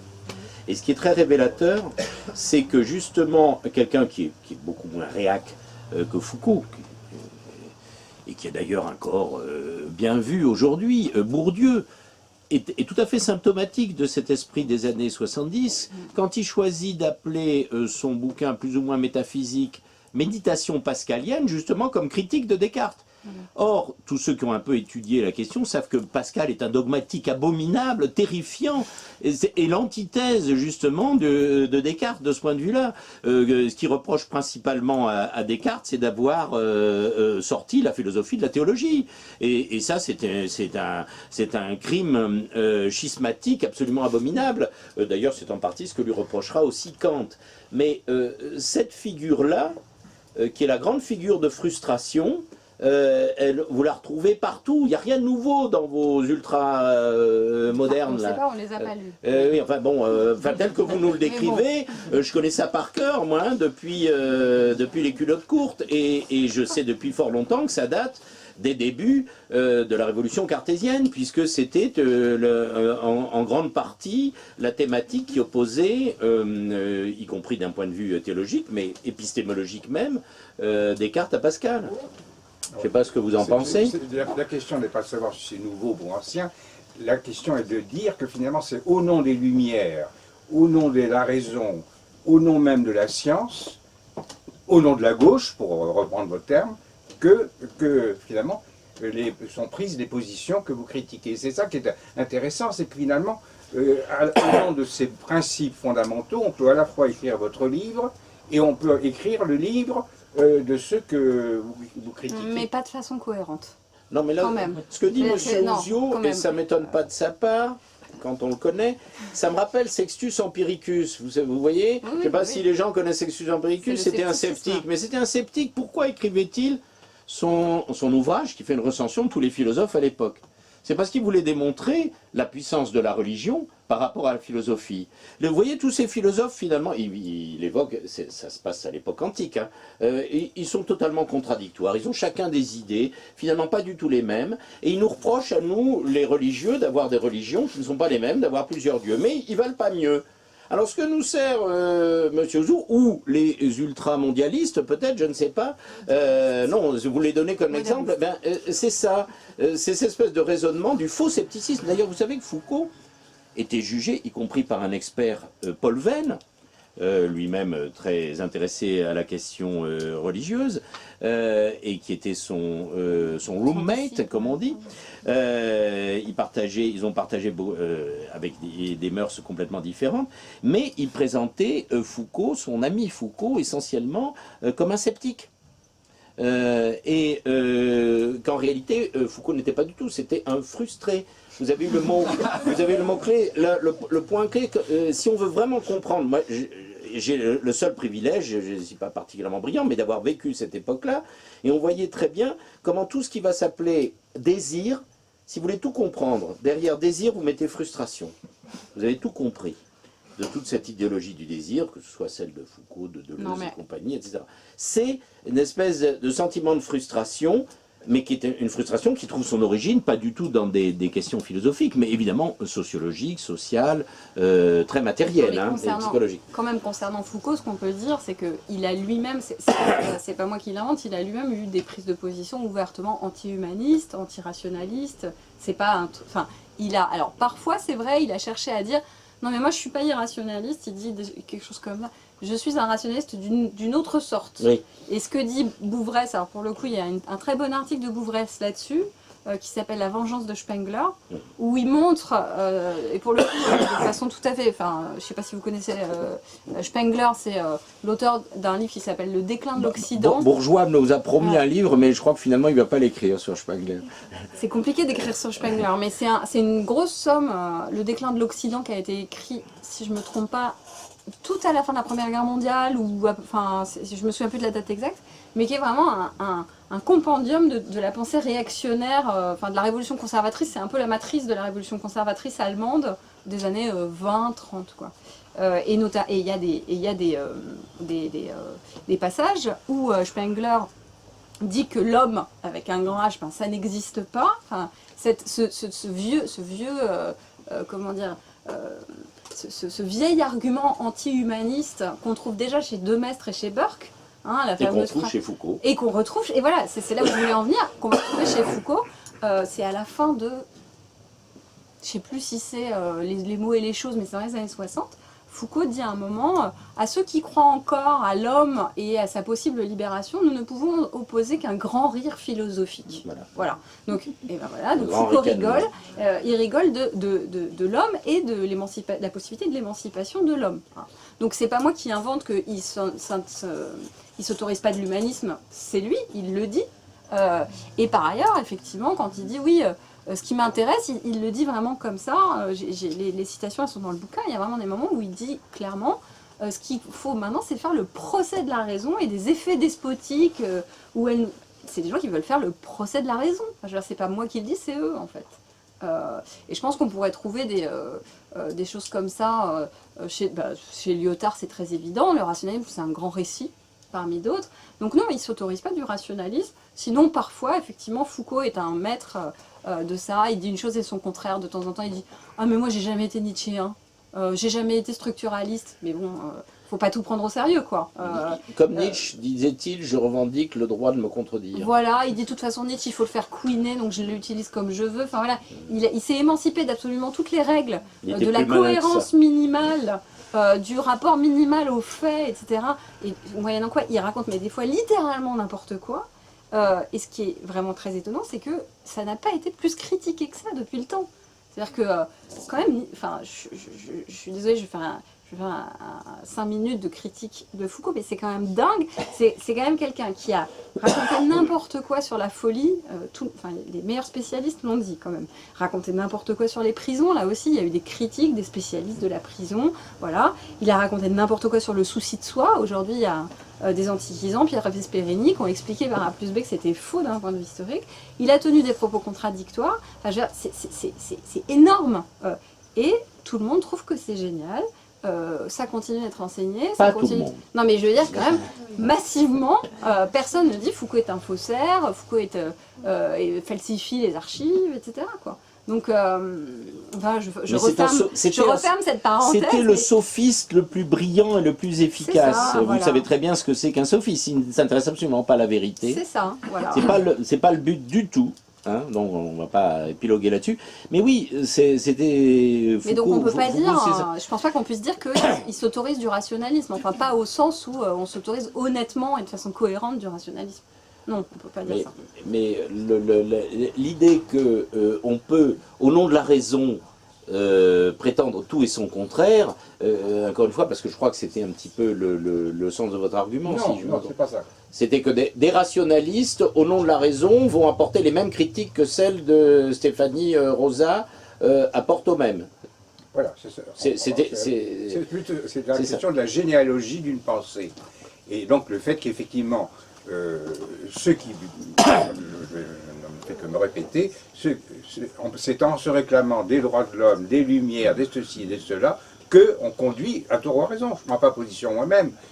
J'essaie d'étudier la généalogie d'une pensée et que c'est en fonction donc des mêmes critères les mêmes ancêtres, si vous voulez, qu'on arrive à des positions Non, mais ça, différentes de celles que vous défendez. bienvenue dans le débat public. C'est-à-dire que le féminisme va autoriser les prises de position plus contradictoires, le socialisme, Oui, le ben, marxisme, exactement. tout. Mais dans ce Vous cas-là, l'écrivez très bien. ben oui, mais donc je veux dire, Oui. on vit dans un monde où tous les mots sont galvaudés. C'est une réalité. C'est ça. Il faut faire avec. Oui. Et donc il faut définir les termes. Faut définir les termes qu'on Il y a quand emploie. même, il y a quand même un point essentiel Votre livre pour est les... absolument passionnant parce que vous avez l'honnêteté de donner la parole à tout le monde. Oui, mais il y a quand même un point qui est essentiel et qui sous-tend tout le travail de Stéphanie Rosa, c'est qu'elle respecte le b.a.-ba de toute l'histoire de la philosophie. C'est-à-dire que vous avez le droit d'avoir des opinions. La première des choses, c'est qu'il va pouvoir définir les règles d'une confrontation. Et là où vous allez être défait et invalidé, c'est quand vous êtes en contradiction avec vous-même. C'est ce qu'elle passe son temps à faire. Ou avec les faits. Ou avec les faits, Voilà. ou avec les arguments que vous proposez. Et c'est ça la rationalité, la raison, au sens classique. Et c'est ça que ces gens-là n'admettent pas. Et le travail qu'elle fait, c'est de démonter un par un et les mettre en contradiction avec ce qu'ils affirment. Oui. Vous avez le droit de dire ça, mais vous ne pouvez pas dire, soit c'est contredit absolument par les faits que vous interprétez à votre manière, votre interprétation est invalidée, soit vous, dans vos propres arguments, dans vos propres travaux, vous contredisez vous-même. Et toute l'histoire de la philosophie, enfin la philosophie de la connaissance, la philosophie rationnelle, c'est cette histoire-là. Et ces gens-là, quels qu'ils soient, y compris quand ils se revendiquent soi-disant de la raison, parce qu'il y a toutes sortes de gens, effectivement, qui se revendiquent des droits de l'homme, je veux dire, c'est quand même du grand n'importe quoi, ou toutes sortes d'arguments. Ce qui est rappelé, c'est, comme originel, comme fondateur, c'est la manière dont la raison, à l'époque des Lumières, va être mise au premier plan comme facteur de transformation de la société et de connaissance de ces sociétés. Les gens que vous désignez, qui sont les ennemis de la raison, d'une manière ou d'une autre, ne sont effectivement pas meilleurs que ceux qui ne respectent absolument pas les règles qui permettent justement un partage, et qui sont les règles qui ont été admises jusqu'à la période qu'on évoque, y compris par les fondateurs, qui acceptaient que ce que je pouvais raconter au nom soi-disant de la raison était invalidé au nom de la raison, à partir du moment où je suis mis en contradiction avec les faits ou avec ce que je raconte par mon adversaire. Et de manière logique, partageable, partagée et donc absolument imparable. Et c'est ce à quoi tous les adversaires, quels qu'ils soient de la raison, depuis toujours, n'ont pas accepté. Il y a toujours un principe supérieur pour eux. Alors on a évoqué celui de Foucault, c'est qu'il est d'une autre catégorie, il est ailleurs, il est tout et son contraire, il est relativiste à donf. D'autres, ça va être la transcendance sous quelque forme que ce soit. Il y aura toujours un principe au-dessus de celui tout simplement de la pure et simple logique rationnelle. Et c'est celui-là qui vont à un moment ou à un autre convoquer. Donc ils ne pourront pas se revendiquer de la raison, et ceux-là ne se revendiquent pas de la raison. C'est plus une remarque, parce que vous venez de dire qu'il faut vraiment insister sur le sens des mots. Je pense que c'est vraiment un point de départ pour la discussion d'aujourd'hui, et surtout quand je discute avec certains camarades de mon école, donc le HESS, qui font leur master, on ne leur a pas appris à faire ça, à définir les termes du sujet, on ne leur apprend pas à faire ça. J'avais une conversation il n'y a pas longtemps avec un camarade qui me disait « l'eau c'est vivant ». De manière complètement sérieuse, et j'ai passé une trentaine de minutes à essayer de lui expliquer que non, l'eau c'est pas vivant. Vraiment. Mais tu l'as pas convaincu. Ah non, il n'était pas convaincu. Oui, c'est ça. Il ne comprenait pas ce que je disais. C'était n'importe quoi. Il disait, ah, le vivant, c'est tout. Parce qu'on est fait d'eau, donc je lui ai dit, regarde cette voiture. La roue, c'est pas la voiture, c'est une partie de la voiture. Il ne comprenait pas. il n'arrivait pas à comprendre. Parce que ça vient pas du fait qu'on n'a pas tous la même définition des mots, tout simplement. C'est ce qu'il dit, c'est ce qu'il dit. Voilà. Oui, mais quand même, Si tu prends dans l'eau les micro-organismes qui sont dedans, effectivement, le vivant. Ouais, voilà. En changeant la définition, tu peux faire ce que tu veux. À ce moment-là, la porte est vivante, hein, on va lui-même lui donner un prénom. Hein. Oui, mais ça, c'est exactement la méthode des sophistes, hein, je vous signale. Bah oui, voilà, sophistique, et surtout qu'ils baignent dans des choses d'anthroposophie, de je ne sais quoi. Oui, parce que c'est ça. Oh là là, c'est magnifique. À l'anthroposophie, je vous signale nous avons eu une ministre, et pas des moindres, la ministre de la Culture, Nyssen. Ah, il y a eu un très bel article de Mallet sur elle, tout ce qu'il y a derrière, et vous allez comprendre pourquoi on s'en est quand même finalement débarrassé assez vite. Y compris d'ailleurs Actes Sud, puisque ils sont en train de changer la direction. Oui. Autre remarque, oui. Mais du coup, ça me pousse à poser une question. J'ai pas lu votre livre. Lisez-le. Non, mais on vous en veut pas. Mais quand vous parlez des lumières, justement, la définition de ce mot lumière, elle est assez problématique. Ouais, complètement. Est-ce que c'est une idéologie? Est-ce que ça rassemble plus qu'une idéologie?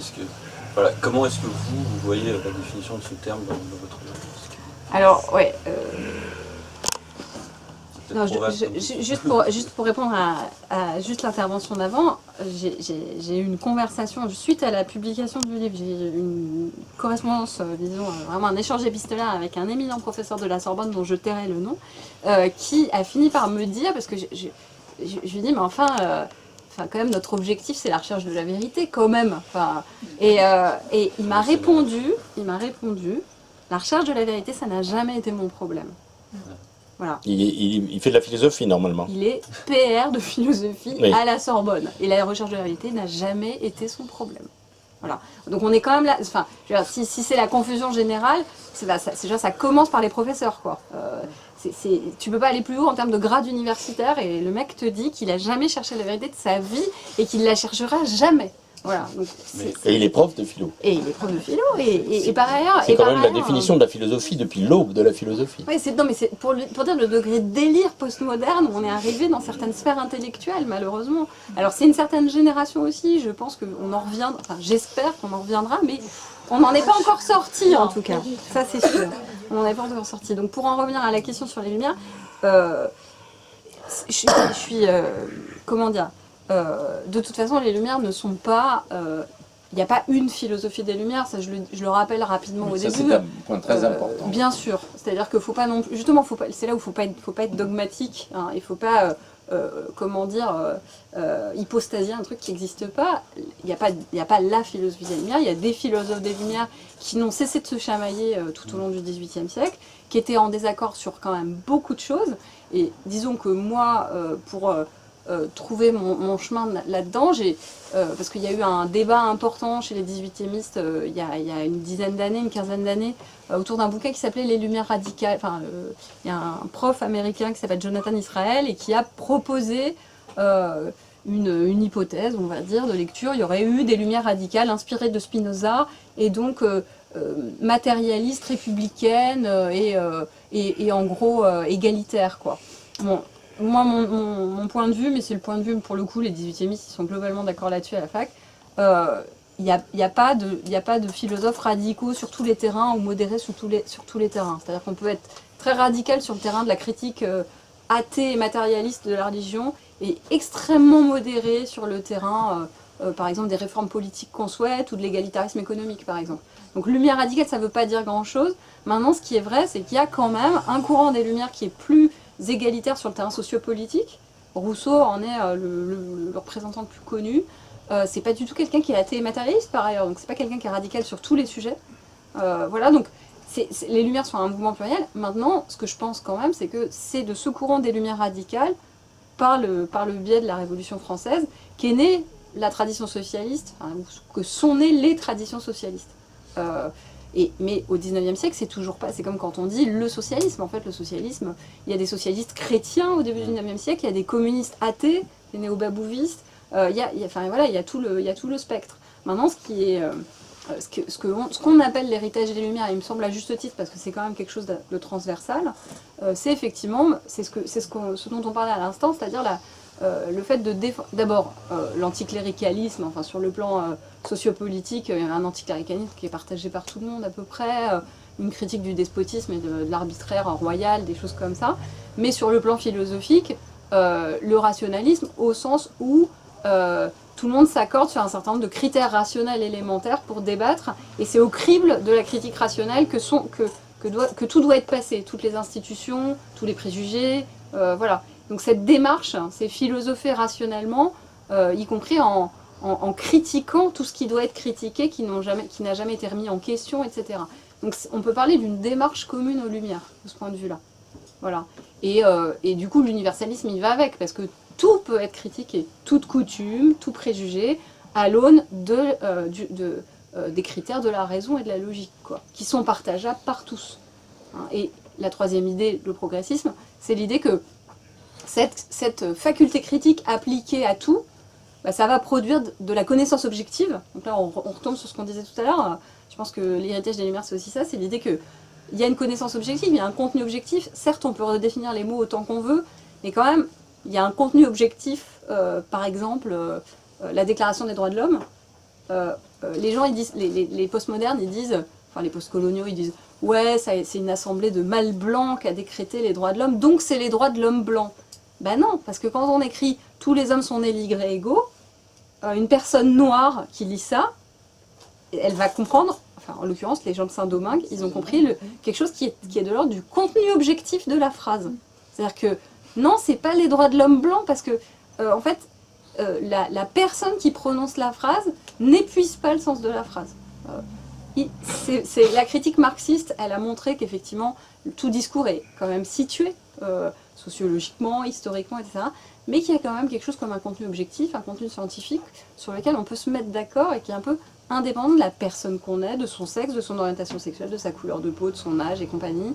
Voilà, contrairement à ce que disent aujourd'hui les postmodernes. Quoi. Oui, dans votre livre, vous rappelez à juste titre que, certes, on connaît très bien la critique un peu cruelle que Marx fait des droits de l'homme, de la Déclaration des droits de l'homme. Elle est très méthodique, très froide, mais comme vous le rappelez à juste titre, évidemment, et c'est très important, c'est pas pour dire que c'est pas un progrès, c'est pour dire, et il s'arrête en chemin. c'est ça ce que dit Marx dans la question juive, notamment, où il en parle de manière très claire, où c'est la question de l'émancipation. Il dit, c'est très curieux que de mémoire,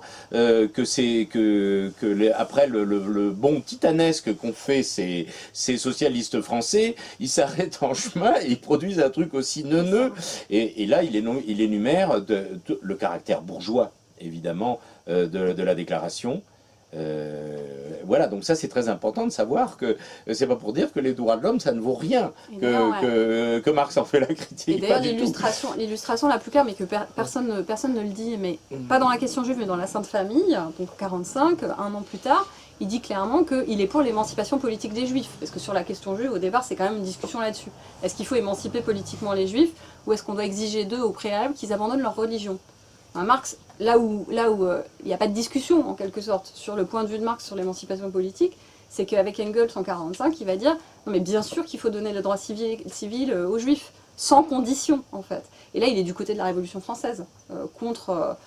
voilà. La question juive, la question de l'émancipation des Juifs n'était pas posée par Marx. C'était un de ses petits copains jeunes hegéliens, un pasteur, Bauer, qui faisait le malin à propos des Juifs qui voulaient s'émanciper à l'époque de l'empereur. Enfin bon, lisez la question juive, c'est très intéressant, et découvrez-la notamment par l'édition de temps en temps, il arrive à Zan d'éditer de bons livres, et donc à l'époque, il avait édité la version Ben Saïd, qui est remarquable. Parce que c'est un texte, la question juive, qui est très souvent utilisé par les anticommunistes et les antimarxistes et les antirationalistes pour qualifier Marx d'antisémite, évidemment. Et là, le travail, y compris historiographique, d'analyse de texte, que fait Ben Saïd est très très bon. Je ne sais pas, je suppose que vous l'avez lu. Oui, bien sûr. En fait, bon, je trouve justement que l'analyse de Ben Saïd c'est-à-dire que moi je trouve que ce qui est frappant chez Marx, c'est que justement les relents de préjugés antisémites, parce que quand même il en reste un petit peu, hein, on va pas se mentir, mais que ça ne l'empêche pas au contraire, ça l'empêche pas non seulement de réclamer l'émancipation des Juifs, et en fait par la suite, son évolution philosophique et politique fait qu'il laisse complètement de côté ces relents qui sont là au départ. Et je trouve que je trouve que l'analyse de Ben Saïd, elle est un peu... il essaye à tout prix de mettre sous le tapis les trucs qui vont pas. Bon, c'est pas la peine. Oui, parce qu'il est dans une polémique. Parce qu'il est dans une polémique à l'époque. Mais il n'y a pas besoin. Enfin, on n'a pas besoin de faire ça pour défendre Marx, je pense. Mais c'est complètement. C'est une parenthèse. Et donc, je vais te rendre la parole. Tu voulais finalement dire quelque chose. En fait, non, mais c'est anecdotique. Non, je voulais juste savoir si vous aviez des conseils en termes de lecture plus contemporain, mais ça sort peut-être de votre champ, sur le féminisme, parce que c'est vrai que aujourd'hui c'est des questions qui me plaisent pas mal, qui personnellement me posent beaucoup de questions, parce que autant, je développe sans développer parce que c'est pas très construit, mais autant sur la question du racisme, je trouve que c'est assez simple une fois qu'on a à peu près compris le marxisme et tout, de se dire que c'est une idéologie au service d'une division, qu'il n'y a pas de différence concrète, matérielle entre les personnes dues à la couleur de peau, et donc on est sur des différences sociales et donc un combat commun. Autant sur la question homme-femme, là forcément il y a plus de... C'est plus dialectique. Mais donc c'est l'idée, juste pour comprendre ta pensée, votre pensée, pardon. L'idée c'est, comme il y a une différence biologique entre hommes et femmes, du coup quoi ? Non, mais l'idée, en fait, ma question, elle est très simple. C'était juste savoir si vous aviez des conseils de lecture et de féminisme plus récent que, par exemple, à d'autres époques, Alexandra Kollontai ou d'autres, mais on n'est pas du tout dans le contexte social de maintenant, sur ces questions-là, parce que... Voilà, c'était juste des conseils. Ouais, alors c'est une question qu'on m'a posée très récemment déjà, et je suis un peu embêtée parce que, disons que, un des problèmes en fait, c'est qu'il y a eu un courant féministe matérialiste d'inspiration marxiste dans les années 70. Une des représentantes c'était Christine Delphi, et que ces féministes matérialistes, alors je les connais pas très bien, mais en tout cas Christine Delphi c'est sûr, sont complètement partis en vrille. Oui, c'est bon pour le dire. Donc c'est ennuyeux parce que... Alors, est-ce que vous avez lu Annie Lebrun, Vagite propre? Alors c'est un peu vache ce que je dis parce qu'actuellement il est épuisé. Donc je vais voir si... je connais bien son jeune éditeur en plus, puisqu'elle me l'avait présenté. J'évoque... c'est intéressant parce que c'est un point de départ qui nous renvoie, y compris à votre livre et à la période, puisque c'est une série d'articles, de pamphlets qu'elle avait écrits contre les féministes d'époque dans les années, justement la fin des années 60, années 70. Annie Lebrun, je ne sais pas si vous voyez qui c'est, mais enfin elle est intervenue ici. Elle est en rapport avec dont on a débattu tout à l'heure. Elle a été la secrétaire de le pape des surréalistes, Breton, et ensuite elle a été très proche de Debord. J'entre pas dans les détails, c'est une fan, on va dire, c'est une grande spécialiste et amoureuse de Victor Hugo et de Sade. Et c'est elle qui a fait avoir beaucoup de procès à l'époque, parce qu'il y avait encore la censure, en faisant rééditer Sade par Pauvert, etc.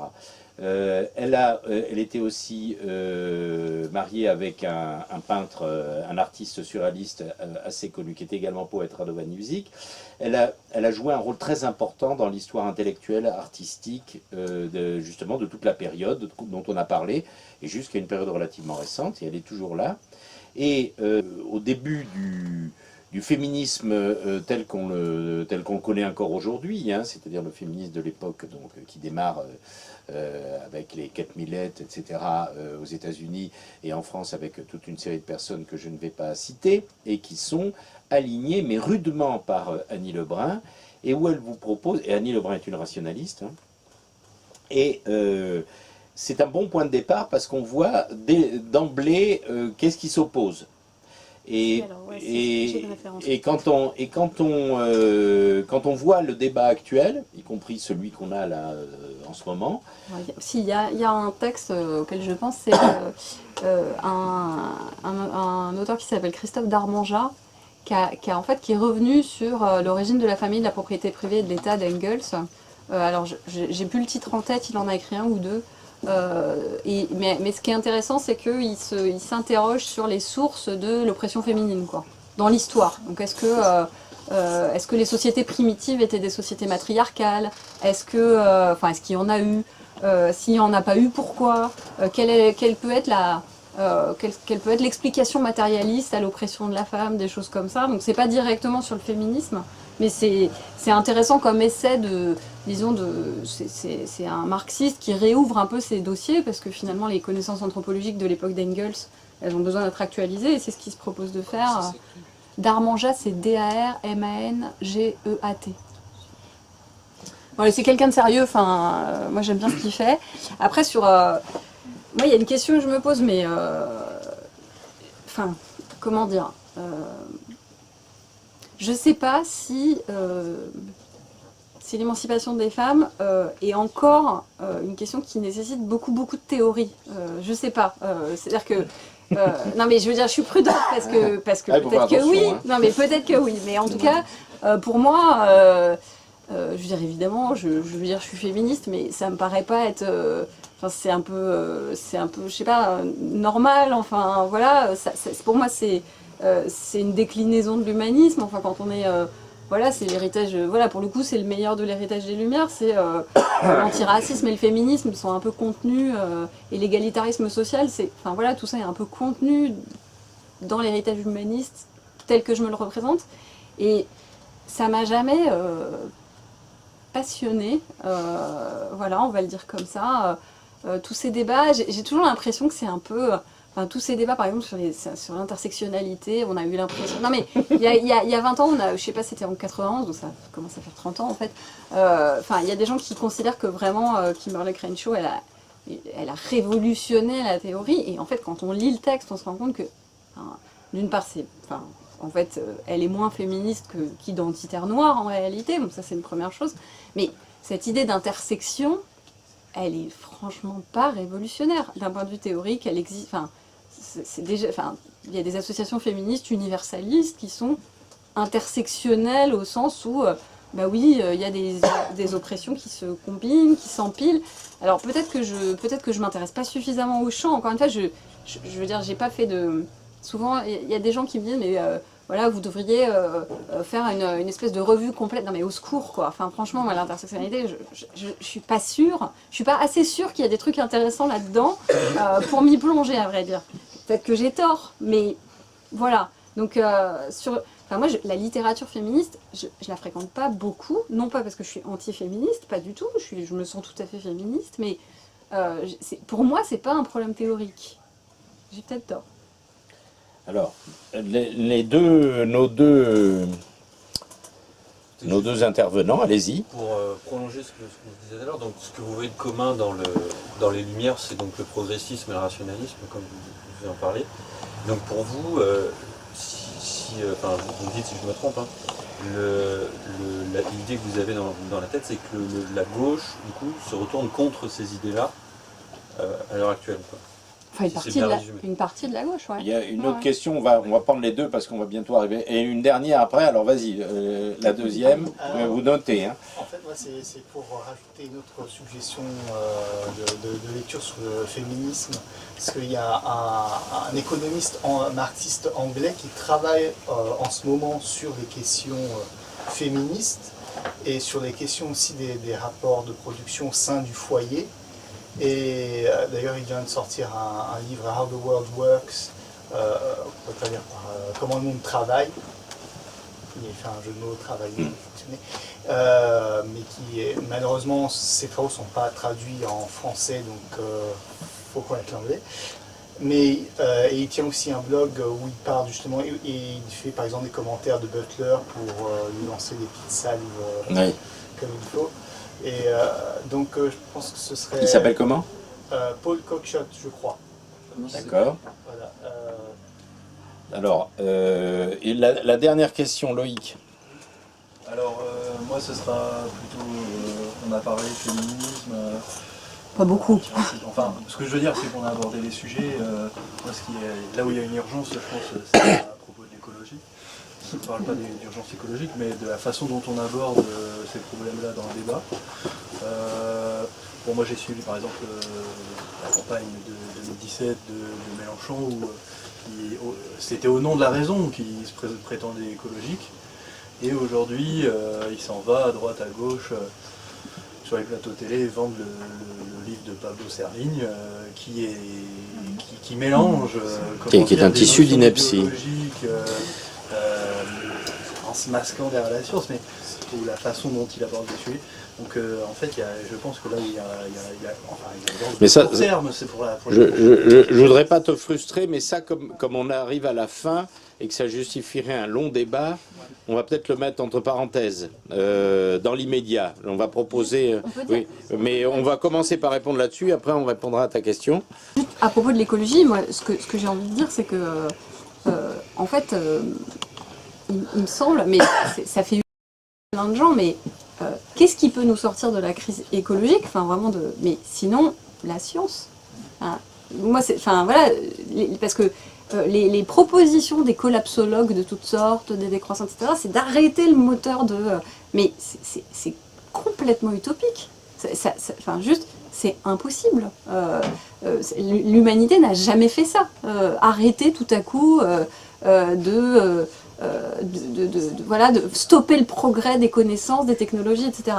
Donc tout ce qu'on peut faire, me semble-t-il, de façon raisonnable, parce que de toute façon, même si on arrêtait tout, vu l'état de la planète, ça réglerait pas le problème. Il faudrait nettoyer les océans, il faudrait enlever le mercure du ventre des poissons et tout ça. Donc il me semble que de toute façon, on doit être, d'une certaine manière, la crise écologique doit nous amener à être, d'une certaine manière, encore plus progressiste. C'est bien, enfin c'est...